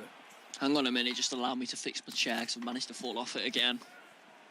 Whilst Rara casually falls off a chair, Intro's punches Boss Ross in the face. Another axe kick get fired. 3 minutes left on the clock, and so far Sadiq Yusuf seems to be fairly composed. As you mentioned, the gas tank of the calf player is definitely seeming to suffer right now. Double uppercuts, a body hook there as a lead one, and the head health seems to be blinking non-stop. Oh, really nice now, and that's surely it. He's not playing with his food, and he's getting the damage off. Oh no, Boss Ross hangs on in there again. I don't know what we've been feeding Boss Ross, but it must be good. He must be on them Weetabix. Looks like we might get another third The round. cereals are available. The cereals are available. It looks like we might get another third round as Boss Ross hangs on, but we're looking for some amazing boxing right now from Yusuf and Intro as he puts on the pressure, trying to get Boss Ross out of there, Doctor. Indeed. He's really doing a fantastic job here. Intro's now starting to Big pressure. analysis there from Doc. As you said, that bodywork, the head health, and it's now just a case of, can Boss Ross survive and look for like one of these wild shots, maybe a death kick, maybe a hook kick, just to really start maybe trying to change the pace. I'd like to see a flying armbar. That's just me. Oh, big shot from. I'd like to just see a flying armbar. Oh, nice shots there from Darsh. Not Darsh, sorry. Intro, innit? My brain's gone. Intro seems like he's got past that first round. He's started to make a lot of reads on Boss Ross. The erratic techniques, the movements from Boss Ross are kind of faded. Right now, he's still throwing them, but with hardly any stamina, making him much more susceptible and vulnerable to big shots. Oh, nice double elbows. Beautiful elbows right there, but he's got no stamina to capitalise and drop against the fence. That's the problem. That's the problem when you throw so much spinning ninja kick flying bananas out of nowhere. Nice KO there. As you could see it coming, because Boss Ross had attacked the stamina with all of the bodywork and obviously the spinning ninja flying, whatever you want to call them, kicks of doom or death kicks or whatever else the calves have got. I should know, this used to be a VFW champion. I should know about all these calves. Either way, Intro finishes the fight with a lead hook as Boss Ross goes for an elbow. Boss Ross being put to sleep. And now we are into the main card. KM 2-0. Beautiful first fight to kind of kick us off with this main card. We've got somebody that you mentioned earlier on, Rara, Dirty Dave versus one of my good friends, Pudgy and Pappy. This is going to be a fantastic fight. Is that Pudgy?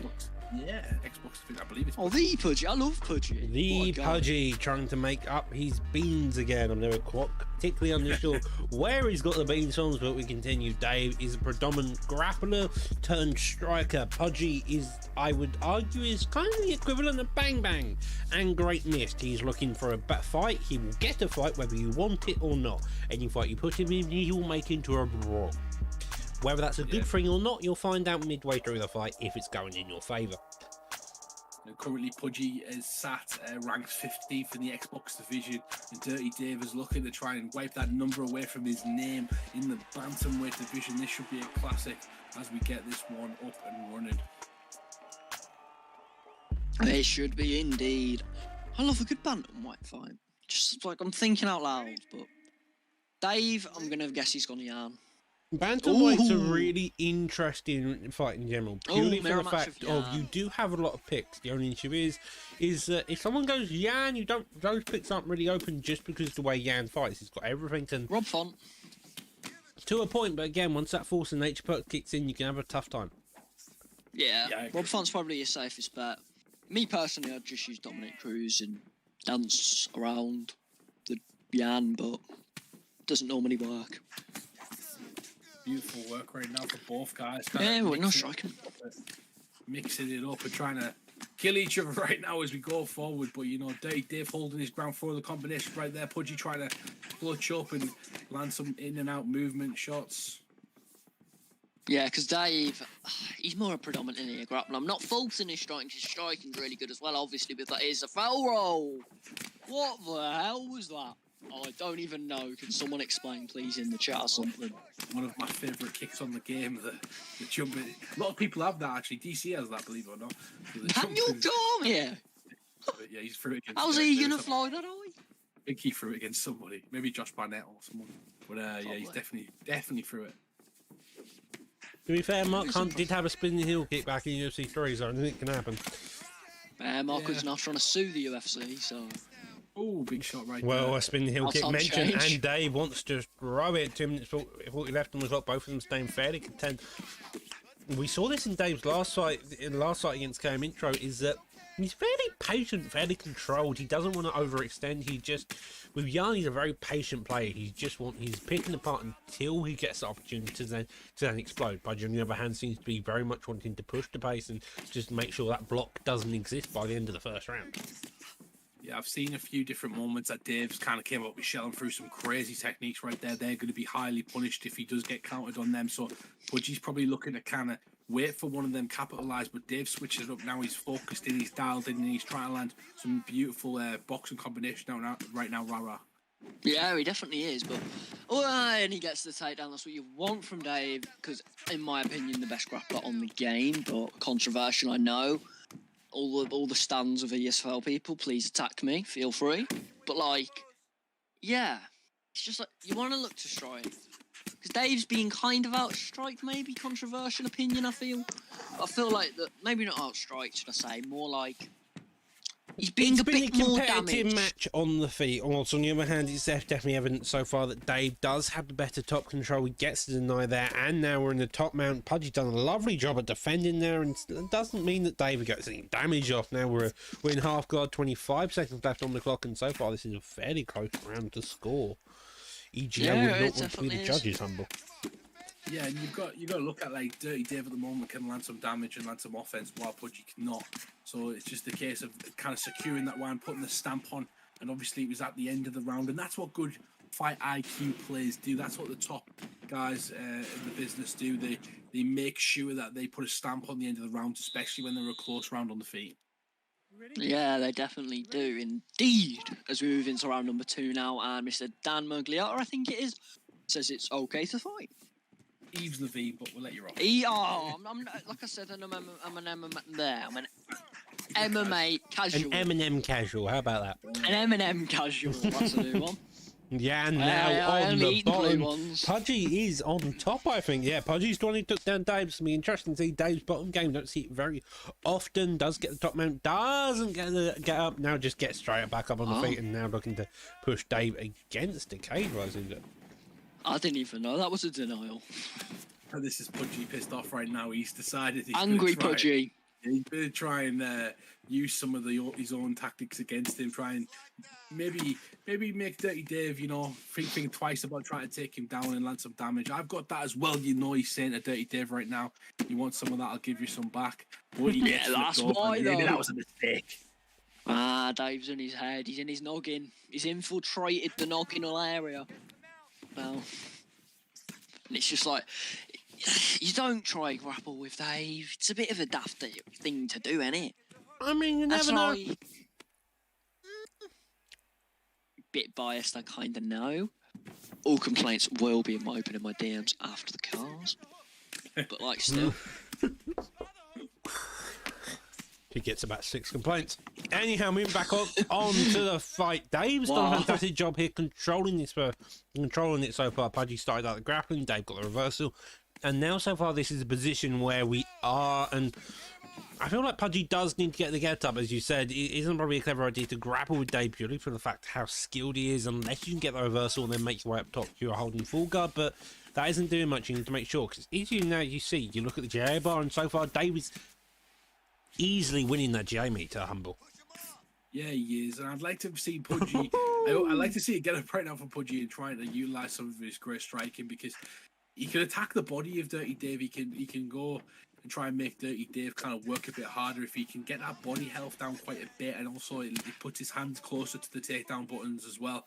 So if he can do that, maybe he can try and wear out Dave, and especially if he's going for takedowns, he can potentially stop him from going for them later on in the fight. But at the moment, Dirty Dave can do kind of what he wants, and that's why Pudgy is struggling at the moment. Yeah, he's definitely struggling as such, but like, I wouldn't really call it an uneven matchup in the striking as he hits that clean little front kick, body kick, off the head movement. And then we're at 40 seconds left on the clock. A stun in the favour of Dave. Dave now unleashing the combo, as I said. Definitely seemed that way with the pace he was putting on there. Suddenly now Pudgy back on the front foot. Dave happy to stay content, let Pudgy take over for the rest of the round, and I think that calls an He rocked him. Hits him with a one piece and no soda. Daniel Cormier's not going to be happy. A few more seconds left in that round, and it may have been a really scary time for Dave. Luckily he doesn't get dropped, and most likely secures that round, I would say. Yeah, most likely, indeed. Very close round, though. Very, very close round. And what I liked about the end of that round for Pudgy is he started mixing up his body shots along with the head chops and actually using some of the pull counters, using some of the baiting David at front certain shots. But a great fight so far. Yeah, it's definitely been a really good fight. Proper showcase of what primetime can bring to you. It brings entertainment. It brings curses. And it brings Damien Mayer romance. What's not to love? Front kick lands. I'm not going to make any comment about Rara's statement, and So far, both of them are going at it like hellhounds. Oh, Pudgy big now coming at a completely different pace compared to the first. He gets doesn't the mess with his knockdown, and feet. now it's like Pudgy coming at a completely different man into this third round. And this is what I wanted to see in that second round at the start. You could tell you come out frustrated, and I do it myself sometimes. You're kind of frustrated, and you give away kind of round. Oh, he dropped him! Oh, it's got to be it, surely. There's no way he gets out of that. Pudgy, my Pudgy, pappy in the Pudgy. third round. Nice comeback there. You didn't have to double knock down Dave. That's mean. Jamini weenie. Never say For that that, he will again. be For that, he will be getting a 6-month suspension from prime time. The criminal. LSC to crypto, making it a thing tomorrow.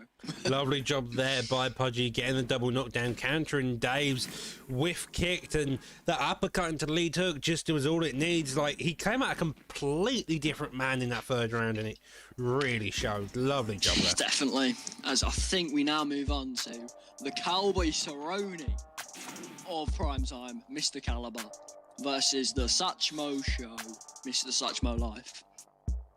Yeah, Other shows I are think available. Cowboy Cerrone may best describe Caliber. He will fight anybody, anywhere, given the time and day. And where, if he's available, if he's able to fight, he will fight you for everything and nothing all at the same time. Satchmo, I believe, is was under the wing of Caliber, similarly, like Dave was to, like Caliber was to Dave. So should be an interesting fight to begin with. Luke as Caliber, Ferguson as Mr. Satchmo Joe, and this should be an interesting fight.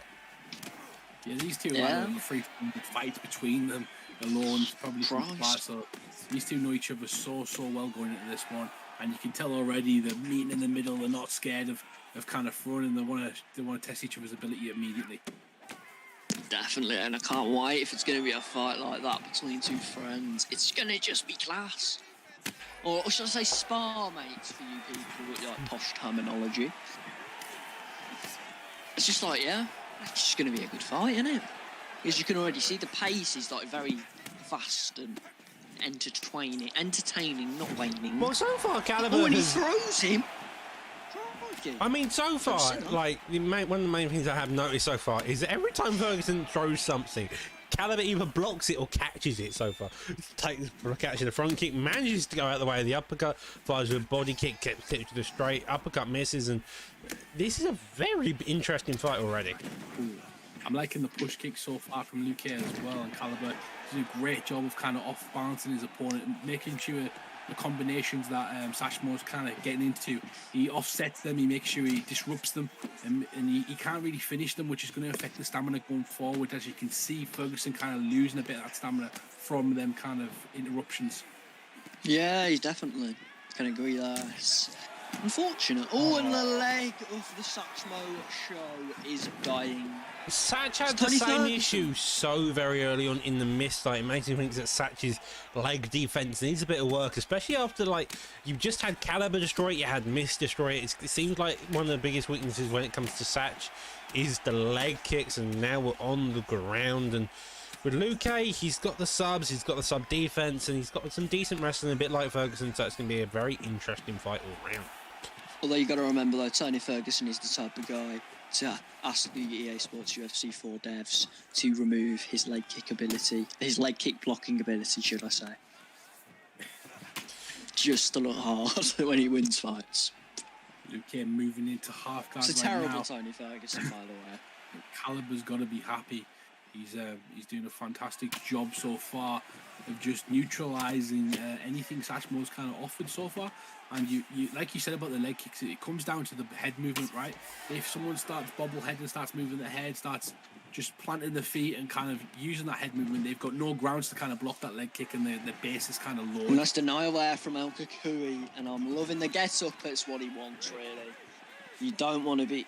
I don't know if they downgraded it massively. I feel like they may have in EA Sports land. I don't know. Tony Ferguson, because obviously his last 3 fights, last 2 should I say, he's been sat on. No, he didn't get downgraded a bit. No, did he not? No. But then again, he doesn't have that good grappling on the game from what I hear to begin with anyway, so... Just people think he does have the illusion. You tell Yeet kiss that. Oh, please don't send your Icus on me. He'll submit me. Please don't submit me. As we say that, he pops in the chat like immediately after that. So, panic, hide, run. So far, looking at the stats, though, we had 15 to 3 significant fights in the favour of Caliber. We had a knockdown and a leg stun as well in the favour of Caliber. So Caliber certainly won the first round.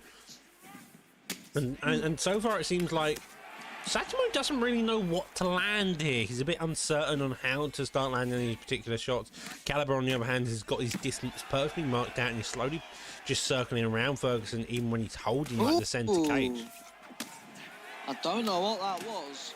It looked like a flying, running knee to the face that didn't land to the face as he goes for it again.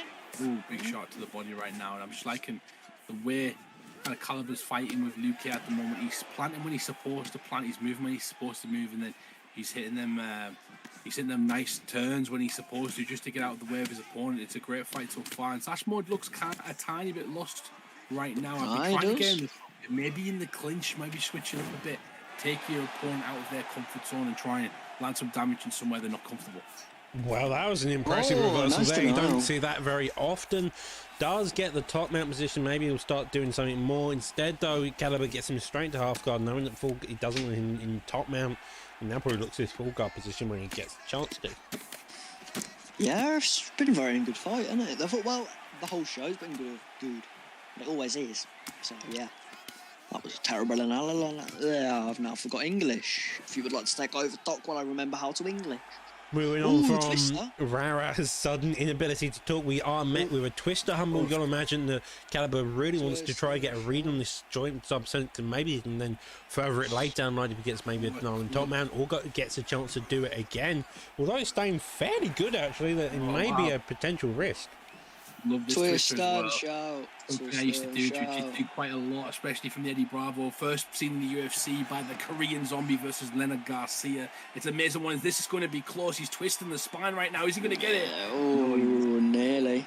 Did do a good amount of body damage as well, which is interesting. So does go for the Kimura there. Goes for a Darsh choke.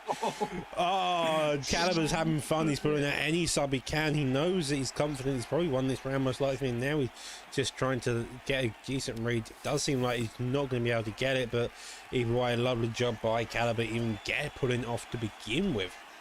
Lovely job, Lee. Yeah, it's not something you see rara, is it? When you're in side control and somebody and you lose the stamina and they shoot out that Darsh joke or any sort of joke at the bottom. If anyone, you'd be expecting the Tony Ferguson players to be putting out a Darsh joke, wouldn't you? Yeah, he's got that as well from side control, but yeah, beautiful work right there. It's something I did not expect, and the Kimura comes now as well. Satchmo life has got to be kicking the table so far. He's probably the controller's probably broken about now. He's probably had to go get some new batteries from downstairs between rounds. It's just frustrating with him. The second round ends again. 10 to 8 significant strikes, a lot better, a lot closer in rounds, but it definitely does seem like that was Caliber's round, especially with the 2 or 3 sub attempts he had. He had a fairly close twist, he had a decent Darsh, and then a final Kimura attempt to end it off. Ooh. Oh, he's stunned. Is his head going to fall off? I think his head might fall. Oh, no, his head's not fell off. He's kept his head. Oh, but his leg might fall off. Is his leg going to fall off? His leg's knackered. His head's knackered. Blinking everywhere. Nice. He's ducked it with a very nice duck there from Mr. Vincente Luque. Or should we say, not Satchmo Life, because I forgot the guy's name. We'll call him not Satchmo Life. Intro. Is it intro? Caliber.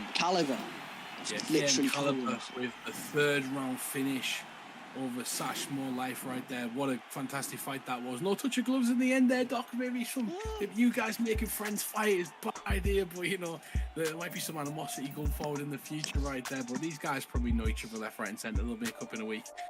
So it is what it is. But what a great showing for Caliber. Oh, and now for a peculiar fight. We move on to Slick Cult versus the man who either has a massive chin or no chin. Nobody knows. Chinsworth. The chin of law is also is his name. Slick Cult is the man, the myth, the legend, who will cuddle you for fun and is just a bit evil. That being said, it seems like we've got a very interesting lineup of fighters. a bit evil is an interesting way to describe. Oh, that's brilliant. I love Forward that. to this one. CM Punk. Oh wow. And Ben Askren versus CM Punk. Oh my god, I love it. This is instantly my fight of the night. I don't care what happens. Ben Askren versus CM Punk. And the fact that EA Sports has not made any of these icons is absolute travesty to the community. To be fair, considering, let's be fair to Ben Askren, maybe not CM Punk. Other than the one fight he had, then yeah, he was quite good, wasn't he? CM Punk has better health stats than most 3.5-star fighters. He does, you're right. And let's not be... He had 2 fights as well and got battered by both of them. The second fight... CM Punk might hit you with a GTS if you're not careful. Misses the whip kick. Both of them moving back onto this fight. Both of them staying fairly patient, fairly composed, looking for shots. I'm not particularly sure what's going on with the stream. Yeah, I don't know what's happening right now. Is that on actual stream as well? Yeah, that is the actual stream. Okay. Twist and shout. Oh, God, I've got in my head now. Fucking hell. These guys are... it's a very good fight. Oh, it's turned green. It's crazy. What the hell's going on? What have they been feeding their Xboxes? Well, someone's got a leg stun. I think Chin's got the leg stun. Both of them trading shots. Neither of them really dropping one another. 2 minutes left on the clock from this peculiar mess, we've got to admit. And both of them staying fairly composed in how they're acting. Seems to be definitely very hard to kind of call this one just because of the amount of movement going on. But these two stood in the pocket, just trading it off with 2 of the worst characters that traded it off. As we know, currently Ben Askren just fought Jake Paul this year and got knocked out cold in the first round. And you know, he was paid off. CM Punk doing great things though in Barry's got enough to knock down CM Punk. Wishes on the overhand, the leg kick fires in retaliation, and both of them are back at it, just throwing kicks, throwing punches, just hoping to make their way eventually through the block. Seems like they're going to be throwing kicks and punches. It is an MMA fight after all. Right. Maybe we'll see a takedown. Who particularly knows? I'd like to see a GTS from CM Punk. Just put that go to sleep on him. Oh, knock him out. He tries to. If any of you get that reference, please laugh now in the chat to make me feel special. Yeah, there's not many people that realise that CM Punk is now 4-0 in the AEW, so you know, the people don't really rate his record in the UFC, but you got to take that AEW record in fact. What is happening right now? Well, the AEW record. I think between the interesting pixelation which we are trying to commentate over, it is a Ben Askren versus CM Punk fight. It doesn't feel like it. It feels like a... I don't understand why though. Just going off on a complete tangent. Why CM Punk didn't use his real name in the UFC? Oh, lovely job there, because that's his stage name. But we continue though. Ben Askren now starting that 1-2 jab straight, spinning back for his fight from retaliation. Let's try to put a bit more commentary on the fight. But again, we got 3-piece fighters back, and both of them just trying to trade shots in there. Because no, shock horror, his name is not CM Punk. They are actually both throwing really nice shots. Considering they're both down as wrestlers, there's not really been much wrestling or grappling, has there? Or clinching for that matter. They've just been punching and kicking. I feel like these two kind of had a gentleman's agreement to kind of come out here and put on some sort of boxing, sort of kickboxing fight. As CM Punk hurts Ben Askren right there, puts him back, and Ben Askren's coming back forward. He's looking for a counter. Slick's trying to land something big, but so is CM Punk coming forward, trying to put his opponent to sleep right now. Yeah, for sure. I do like the look. Oh, the leg kick's dead, and it seems like He's been floored, and there's a not ton. What's a ton when it's at home? Yeah, and I do feel like Ben Funky Askren is taking this fight. 'Cause the legs knackered, the head's knackered, it's blinking everywhere. That spinning back fist seems to be like Ben Askren's main tool here. He's just looking to do a lead hook into the clobber and the back fist to try and get the drop. And CM Punk's already had to switch legs. His other leg dead so far. Punk seems just to be kind of just existing. And a minute 50 left on the clock. Both of them are doing a fairly good job at staying alive, I would say. This fight kind of gives me vibes of two dads fighting at a barbecue. Just if it happened in real life. You've got Askren with the dad bod. Then you got CM Punk, whose body is literally destroyed from professional wrestling. Oh, he rocks him. Oh, could be it. Could Big head this kick be back it? though. I mean, you may not yes. be incorrect. It does definitely give you the vibe of two old men fighting, but Slick does get the drop here, and another leg kick's done, another one, His leg's gone. and another leg. And another one gone, and another one gone. Another leg kick happened. I don't know whether I want you to is- continue or not, Rara. Oh, it's entertaining. Big leg Gotta kick entertain the people. Lead leg this time. CM Punk trying to switch stance, but the power's gone now. Not that he had any anywhere, but Ben Askren and Slick's just having some fun in the center right now as he rocks his opponent. Surely it's a matter I'm of time. surprised Chinsworth isn't dead yet. Within the little in-between fight pieces we have seen between the pixelation and green so far, this has been Slick Colt's fight drawing through by the seems of it. Chinsworth though, he's blocking the fight. He's blocking with his chin. That's how he's staying in the fight. Did you not know? He's certainly blocking a lot of shots with his chin, and at the moment he's got no sort of Muay Thai experience with that leg health. As he gets rocked right now, can Ben Askren put him out? He drops him with a spinning back fist. He's going to try to let him back up. It looks like these two, like I said, had a gentleman agreement to kind of stand up and box, and he knocks him out with the spinning back fist in the third round. Very nice. I don't think we've had as many third round and second round finishes as we've had on this card ever, Doctor. I don't know if And you with think- that, Yeah, no, most people seem to be staying alive. I'm kind of impressed. I'm kind of sad. I do like just seeing a bunch of first round, but hey, sometimes it's the way it goes.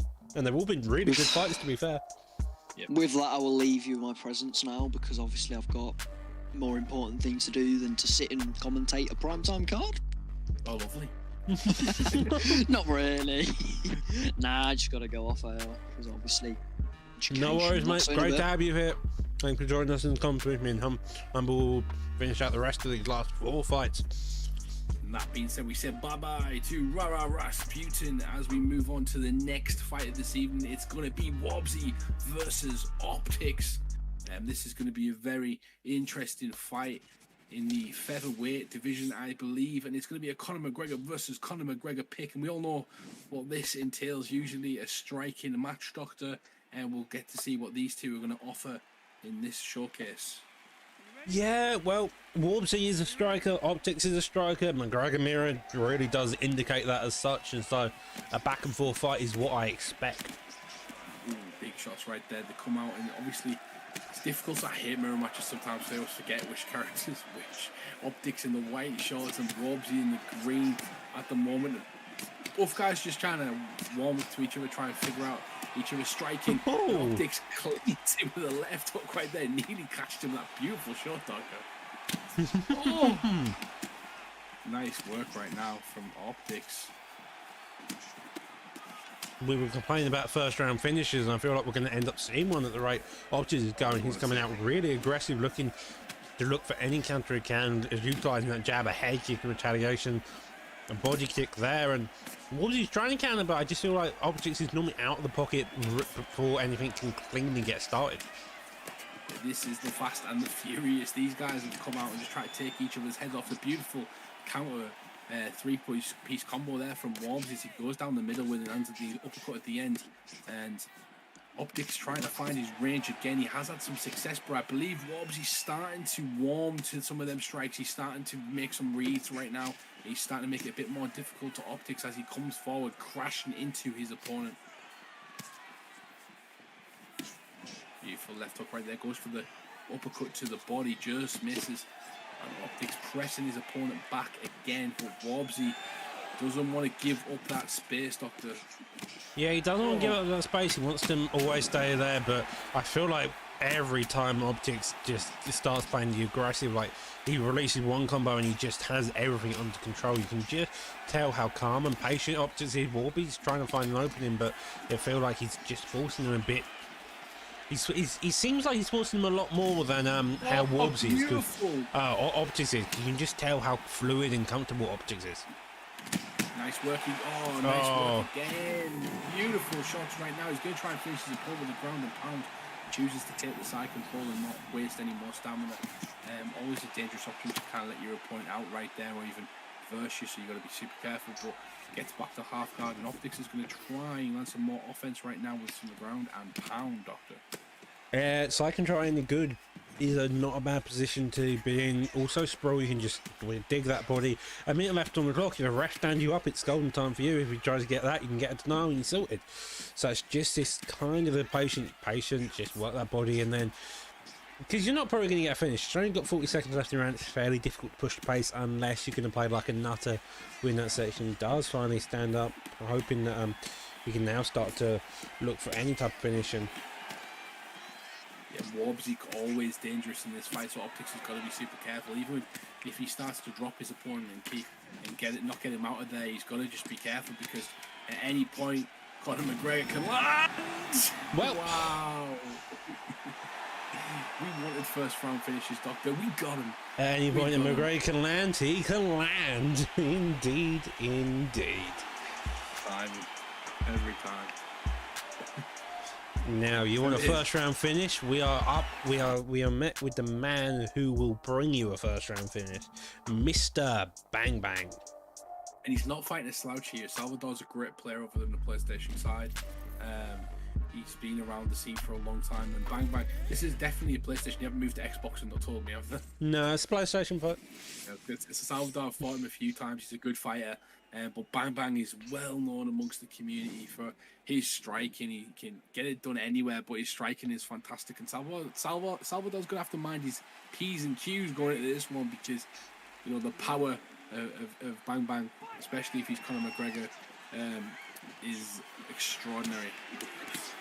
Touch of gloves, both of them starting to train. McGregor's already starting to get off going with that jab, and that's kind of how you tell a higher skill player from a low skill player, just to see if they got that jab going. And as if you see, the further we go up the card, the more uses of the jab you'll see, Humble. Yeah, you are completely correct, and what you'll start to see is empty slips, we like to call them. So empty slips where your opponent slips off the centre line and you haven't really even thrown a shot. You're trying to get them a bit into them empty slips, so they walk into the hooks, they walk into certain things, and then when they start ducking, them uppercuts are coming as well. And that's what Bang Bang's looking for right now. He's looking for the counters, but he's also looking for his opponent to do what he wants to do, lead the dance that he wants to make. Knee attempted there, jab straight retaliation, dips down to the body, uppercut, lead hook, hit the hook again, and both of them fairly patient, fairly composed, just looking for at least one crucial shot. And so far, Bang just seems to be peppering the body a bit more than what Poirier is doing. I say that he does get a slip and a head kick to follow. There's some really nice footwork at the moment for Bang. If you want a little bit of a tip on how to use the footwork to kind of land yourself in range, just watch the feet from Bang, because the way he moves, it stops his opponent from landing certain shots. Every single time he's moving, he's trying to take away something from his opponent and put himself in a position to land that right hand or the hook. And his feet are the key to this one, and Salvador's going to have to start watching them. He's going to have to start doing stuff, because at the moment he's reaching, you can tell he's trying to land some uppercuts, some elbows or some knees right there, because Bang Bang's having so much success with his striking at the moment. Yeah, because I mentioned on the footwork, some of the best strikers are the best striker purely for the fact that they can't actually get hit. Yeah, it's like completely true. Look at the ESFL champion right now in Easy Ease, and he's one of the best movers on the game. Young Pose, another one. Ed Parker was one. There's so many guys that just move so well, especially with the Conor McGregors and guys with great movement. So Larry elbow there, digs down to the body again. Both of them staying fairly composed. I do feel like Bang Bang's probably getting the lead. It may be my bias creeping in for Bang Bang, but it generally does seem to be the case. That's nothing to say how Salvador isn't doing a bad job, though. He's landing a couple of clean shots, but as you can see, that jab straight of Bang Bang is just always there, always landing, making sure to always be there, suffocating the power of Poirier so he can't get anything off cleanly. Yeah, he's starting to, you know, when your opponent's kind of reaching when they feel like they're losing the fight, because they start throwing elbows, start throwing knees at you, and out of range as well. And that's kind of the problem so far for Salvador. He's just getting pieced up, he's getting picked apart by Bang Bang. Bang Bang's got to be careful at stamina, because he's throwing a lot, like I was saying, and that's exactly what can happen from Salvador. You can't be giving him any sort of strength he'll take. I was going to mention another thing on that part about just the jab and the use of it you see all the time. Sometimes the best way to combat a jab is by jabbing yourself. Like, if you're going to get pressured with a jab, you let your opponent be scared, make your give your opponent a reason to not throw it as much, and that is normally the case by sometimes the best defense is an offense. Yeah, you have to meet your opponent when they're kind of meeting you with that jab. You've got to come down the middle. Sometimes it's a nice slip as well, but you've got to be careful then empty slips. You've seen him get caught with the left hook. The left hook right there, and that's because he slips when he thinks Bang Bang's going to throw that jab. He doesn't, and he throws that left hook off the bat, and that kind of caught him. And that's what Bang Bang's looking for. He's looking for them big shots along with the movement and taking himself out of the range. He's looking for them big shots right now. Nice work right there from Salvador, kind of coming off at the angle. You need to do more of that. Exactly what I said earlier, one slips into the big shot. And puts his opponent out. Lovely job there by Bang, getting the finish within the early part of the second round. Yeah, fantastic work from Bang Bang, and that was, I believe, it was just a step up in competition for Salvador. Bang Bang, one of the elite strikers amongst the game, knows exactly what he's doing, and when he's got somebody like Conor McGregor, as we just seen, he puts on a masterclass. The movement, the power, the precision of Bang Bang is perfect. And now we're on to the co-main event in the evening, LW Reaper versus Bobblehead, bound to be an interesting fight. I think Reaper comes off a loss to the Eagle Fly, if I remember correctly, with Max Holloway in the Apex Arena. Bobblehead as Chimaev, LW Reaper as the Cardio King, known as Colby Covington. Yeah, this is going to be an interesting one. Then we've got number 3 in Bobblehead versus number 6 in the PlayStation division. So a very interesting matchup right now, and one of these guys can line themselves up right in that top echelon of the PlayStation division to put themselves in line for a title shot. So big fight right now in the PlayStation division and Prata. Both of them staying fairly patient. We saw a bit of aggression out there. Reaper's already starting to establish that jab. A crane kick follows, blocks the uppercut, and Chimaev digs down to that body now. So, although it seems like a fairly patient start, I do think we're going to see it very much in many explosions throughout this entire fight. It's a fight I'd really want to see in the welterweight division. Who would not want to watch a Khamzat Chimaev versus Colby Covington fight? That would be absolutely insane, especially the build up to that one. And this one so far been living up to the name, Doctor. Yeah, it has been so far. Both of them staying fairly patient. Front kick lands to the face, but they're also fairly technical within their striking style. Gets a body straight over a straight, now clips him with the hook as he goes for a straight of his own. Dodges both knees there, and again, they're both staying in and out of that pocket just enough to not get hit, but also get hit all at the same time. It's a very interesting composition to watch. I'm liking how Reaper's kind of going to the body. He's doing very good work, but then you've got Chimaev kind of doing the same as well. And with that reach, it's going to be a problem of kind of keeping Chimaev off here for your Covington. But you have some of that wrestling. I'd like to see Chimaev and Covington even utilise some of the wrestling they've got going on. But I've got a feeling Reaper might have picked Covington to kind of capitalise on the anti-wrestling for him and keep it on the feet. Well, even if the anti-wrestling does happen, you've still got the ability to grapple, and I think that's exactly what Reaper's doing. He may not shoot himself, he may be happy to keep it on the feet, but if Chamazan wants to take it down, he won't squander the opportunity to get some nice ground and pounding and control the fight from here, playing it a safe bet and playing the offensive game. Yeah, 100%. Chimaev on his back is a tough one because everybody's good on top. Everyone can be great on top, you know, like with the striking. But when you're on your back as a grappler, it's very difficult to kind of have any sort of offense, especially if you don't have any submissions in your arsenal or on your repertoire. So off your back is a difficult fight to have, especially for Chimaev and Bobblehead right now. Great work right now for Colby, try and build that grappling advantage, but Chimaev gets the back. And it'll be interesting to see what he does. He manages to pick it back to the feet. Doesn't want any of that grappling so far. Colby starting to tee off on Chimaev. Reaper is pressing the action. He's got to be happy with that stand-up so far from Chimaev. Staying fairly composed, nearly jabs it, gets a body shot there, and a couple more knees and more knees to follow. Yeah, if you threw a hook right there, that's a big shot. That was a fairly composed first round, I would say. We've seen a lot more hectic and we've seen a lot more slower first rounds. I'd say that's somewhere in between the two, and I'm not sure who I'll give that to be honest, Humble. I've got to give it to Reaper. He kind of dominated the striking exchanges early. Even though it was competitive, he landed a few more shots. He was a bit more aggressive, and then he got that. He reversed that takedown. Was on control for most of the round. So I've got to give him that. I'd like to see Bobblehead use Chimaev's reach a bit better. He's currently fighting a lot in the pocket against somebody who's known for fighting in the pocket, and especially mixing up the takedowns, mixing up the shots. You've got to stay at the range if I'm Chimaev right now. Well, it does land a nice head kick there, a body kick on the pullback, doesn't get anything major from it, but it's still there if he wants to use it. Maybe if you get a few teeps, I think would be the attribute you want to see. Then just have Chimaev teep his body down, work slow, use that straight and that jab straight just to maintain that distance. Pull back on the uppercut, lovely job, but didn't get any main counters. And again, Colby seems fairly patient to look for the openings when needed. He's not forcing anything, and he's not wanting this fight to go any quicker. And what we've got to look out for is Reaper getting in the face of Bobblehead. Bobblehead is doing exactly what I said at the start of the round. Kind of keep that distance, but he does miss a big shot right there, big whiff. He's got to be careful. Big ones, he can put the knee.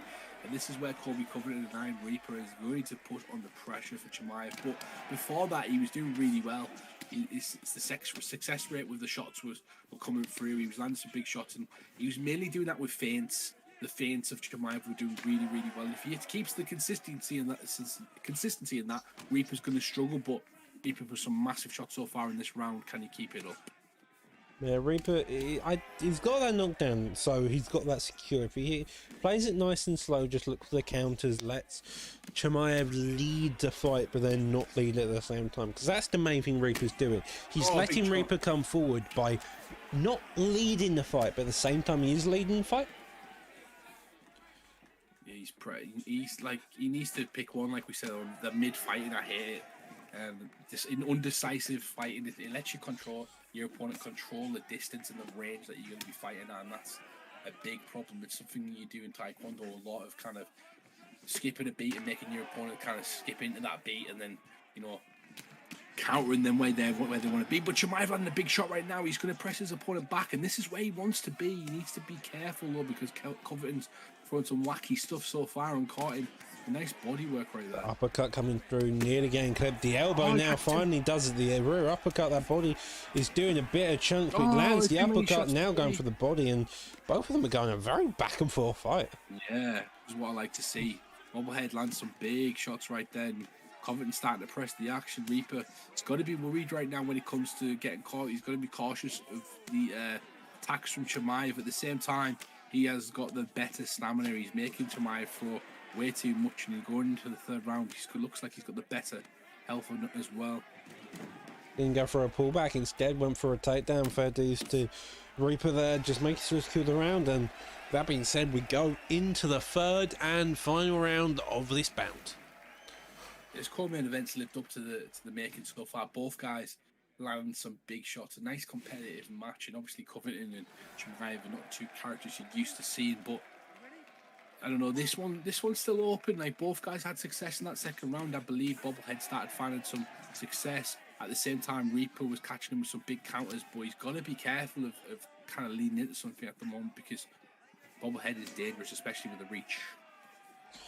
Yeah, but he may be dangerous with the reach, but so far, have you seen Colby? Colby's looked really good on the inside and just hanging on the outside as well, making that distance control be one of his main gains, even as the shorter fighter. And so far, I think the power of Chimaev may be starting to play a bigger impact into this fight as it goes into this last. Oh, he's got him again against the fence. He goes to the body. That's an issue. He's dropped him against the fence, and here we go. Like I said, Bobblehead felt like he kind of got some. I can tell you, that's an issue.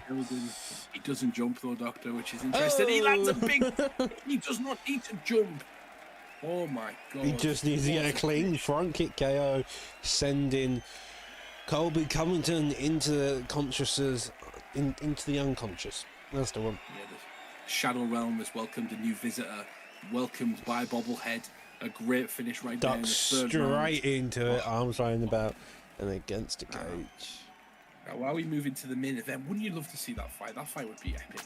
Just Covington versus Chimaev. I think I want Chimaev to actually fight a few more people, but yeah, that is true. Covington versus Chimaev would be a very interesting fight indeed. And now we know what we you're are gonna say. on Here we go. to the main event of the evening. Matty D D versus Tadpole. in the bantamweight division, interesting fight. Both of them seem to be evenly matched on their fights, 5-5 each way. Just by the looks of it now, I'm waiting for them to load into their fight. I think we're going to see a Sandhagen versus a Cody Garbrandt match. Interesting. Yeah. Very interesting. You got to be careful with that head health of Cody Garbrandt. He does have some amazing speed and power in his hands. And look at this, it's 5-5 with these two. The 5-star knees from Corey Sandhagen. Tadpole going Sandhagen, Cody going Cody Garbrandt. Interesting choice. You normally see Matty D going a character like Rob Font, and so it's going to be an interesting one. As you mentioned, Cody's chin is probably the most at risk here. The only issue I can see with Sandhagen is the fact he doesn't hit as hard. Yeah, he's got great movement though, Sandhagen, so you've got to be careful. You've seen it against Jan as he gets rocked right there. Tadpole getting pushed against the fence, and he's giving him the bow, but he's also giving him some hands right now. Matty D trying to finish his opponent in spectacular fashion, doesn't let him off. Pivot lunges straight out of the way, and now playing on his back foot. Matty D though is just putting on his pressure non-stop. I feel like it's going to be very difficult. Wow. Lands a cartwheel kick, and that is just golden to see. And he fakes the knee as well just before that, and it's just beautiful work to kind of give his opponent different types of looks. Offered him the straights down the middle, made him slip his head off to the right hand side, and then bam, that cartwheel kick comes out of nowhere. It's going to be interesting to see how Tadpole adjusts to this fight so far, because it started off terribly for him as he moved into the 3-minute mark of the first round. I don't feel like it's going to get any better with the pressure Matty D's putting on him. Tadpole is yet to really answer back with anything significant, and so I think that's just the downfall of Sandhagen here. He's only outside, he's letting him back up, and I think with the guard up from Tadpole, he's kind of keeping his guard up, and he kind of needs to, because Matty D's putting the pressure on, but his movement's kind of stifled. He moves a bit slower with that guard up, and it's difficult because it's not easy against someone such well-rounded player as Matty D, but Tadpole at the moment needs to figure something out, otherwise this is going to be a wrap. Yeah, that jab and that just straight, then followed by the when the block is overcommit, that jab turns that lead hook, just any type of two-piece combo Matty D's throwing, it's making sure to at least land one of the shots, and that's been the most significant strike here. That was a risky idea there, jab straight, trading on the straights, and you can just see every time the... he sent him astro traveling in the first round. Matty D gets the win with a spectacular knockout with Cody Garbrandt. Wow, Doctor, that was an impressive performance from Matty D. That was a very impressive performance. He came out there, got 2 knockdowns straight away, 1 missed counter on the leg kick, and he just met with a straight by the power of Cody Garbrandt. What a great fight at the end there to kind of end off the primetime event. A great event so far, all the way through the card, and thank you to Ra for helping us commentate, and Doctor yourself. It's been a great event. Are we ending it now? Are we gonna I believe that is it. I imagine we're going to go for a raid. We've had a hectic card from start to finish with Matty D and Tadpole just as a main event. Looking down the card, you had Caliber, Dirty Dave, Intro, Ginga with the mental knockout. You had Don't Wrestle Me and GSP Goes Toasty Toes as well. Swish Bitty with his interesting fight. Deemer as well. It's just been, and Stone Cold with his Aldo performance. They've been a non-stop stat card. But I think, as you well put it, I think it's time to go. We'll be back on Saturday with PT 38. Should be headlined by Fadinator, all things going well. And with that, I think that's time to say goodbye from PT Crew. We should be raiding, and have a good night.